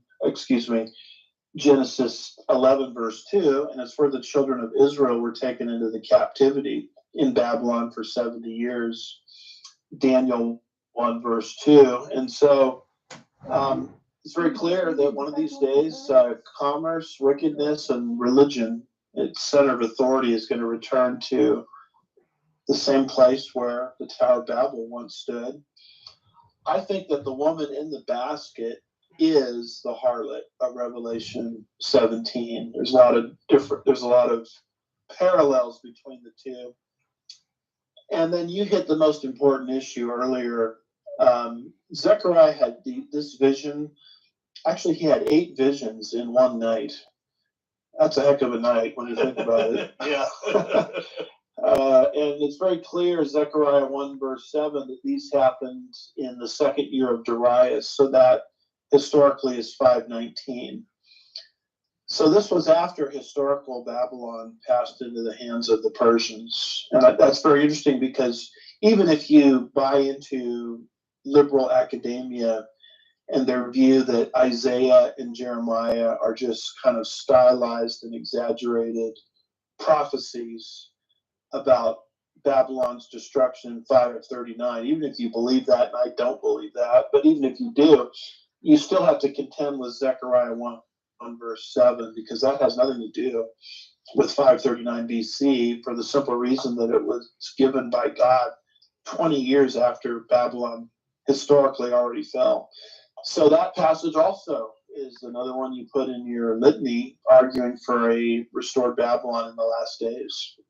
Yeah, definitely. And this leads us to the book of Revelation. You had pointed out that the prophecies concerning the kings of the east in the 6th trumpet and the bowl judgments in Revelation also lend evidence towards the rebuilt Babylon. Can you explain that? Yeah, when you put Revelation 9, verse 14, and you study it with Revelation 16, verse 12, those are the 6th trumpet and bowl judgments. And basically what they're talking about is this giant army from the Far East. It looks like it numbers 200 million. It's going to make its way from the Far East towards northern Israel to participate in the final battle called the Battle of Armageddon. And the Euphrates River is supernaturally dried up to expedite the path. And along the way, they kill a third of mankind, which is stunning. And the Euphrates River, basically geographically demarcates the Far East from the Middle East. So this is a giant army that's moving towards northern Israel. Now, the question is, well, who is summoning this army? It must be an entity just to the east of the Euphrates River, because the Euphrates River is such a dominant focus, in those passages. And you go directly to the east of the Euphrates River and you run into modern day Babylon, 58 miles south of Baghdad. And so to me, it's very logical that the Antichrist will summon that army from the Far East into the Middle East to participate in the Battle of Armageddon. He's going to summon them, from his rebuilt capital. So it's just another, it's not as clear as I'd like it, but it's just another piece of evidence that, we need to be paying a lot of attention. Something really evil must be going on to the east of the Euphrates River to summon this army. And it's just another piece of evidence showing us, that we need to pay attention to It's going on to the east of the Euphrates River. Oh, absolutely. And then finally, in Revelation 17 and 18, we have 2 long chapters detailing in full all about Babylon. Can you explain the whole Mystery Babylon the Great controversy, those words, Mystery Babylon? What's the controversy there, and how have you reconciled it in your research? Yeah, and it's important for people to understand that, now we're finally getting to the main passage. Most people start there, but you see all the work we've done just to get here. Yeah. Because that's how God set up the Bible. So we're supposed to read those chapters with all of this background in mind, as you articulated earlier. But on the harlot's title, it says in the KJV and the NAV, it calls her Mystery Babylon, indicating that mystery is part of her title. However, when you read it in the NASB, you'll see that mystery is not capitalized, indicating that her title is not Mystery Babylon. It's just Babylon the Great, and her role in the end times is a mystery. A mystery biblically is a new truth, never before disclosed. Colossians 1, verse 26. Other passages, describe what a mystery is. And so the reading in the KJV and the NIV favors understanding her as mystic or mystical Babylon. In fact, it's interesting when you talk to people, they immediately use the word Mystery Babylon, and that shows me where they're going with it.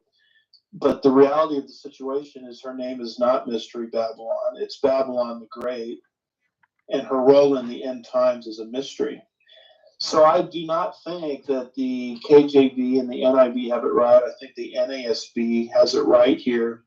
And the primary reason is the name Babylon the Great is used 5 other times in the book of Revelation. And never once is Babylon referred to as Mystery Babylon. She's always referred to as Babylon the Great. And the word mystery is not part of her title. It's not mystic Babylon, symbolic Babylon, allegorical Babylon. It's just Babylon the Great. And she's going to do something extraordinary in the end times. She's actually going to be destroyed by the Antichrist himself, as God is going to put into the heart of the Antichrist his purpose to destroy Babylon, and that's how Babylon is destroyed in the 7th bowl judgment. And that's the mystery. That's the new truth that's being unpacked. So it's it's not mystical Babylon. It's just Babylon the Great. And what happens to her is a mystery. Well, what I think is amazing about it is when we actually understand, like you mentioned,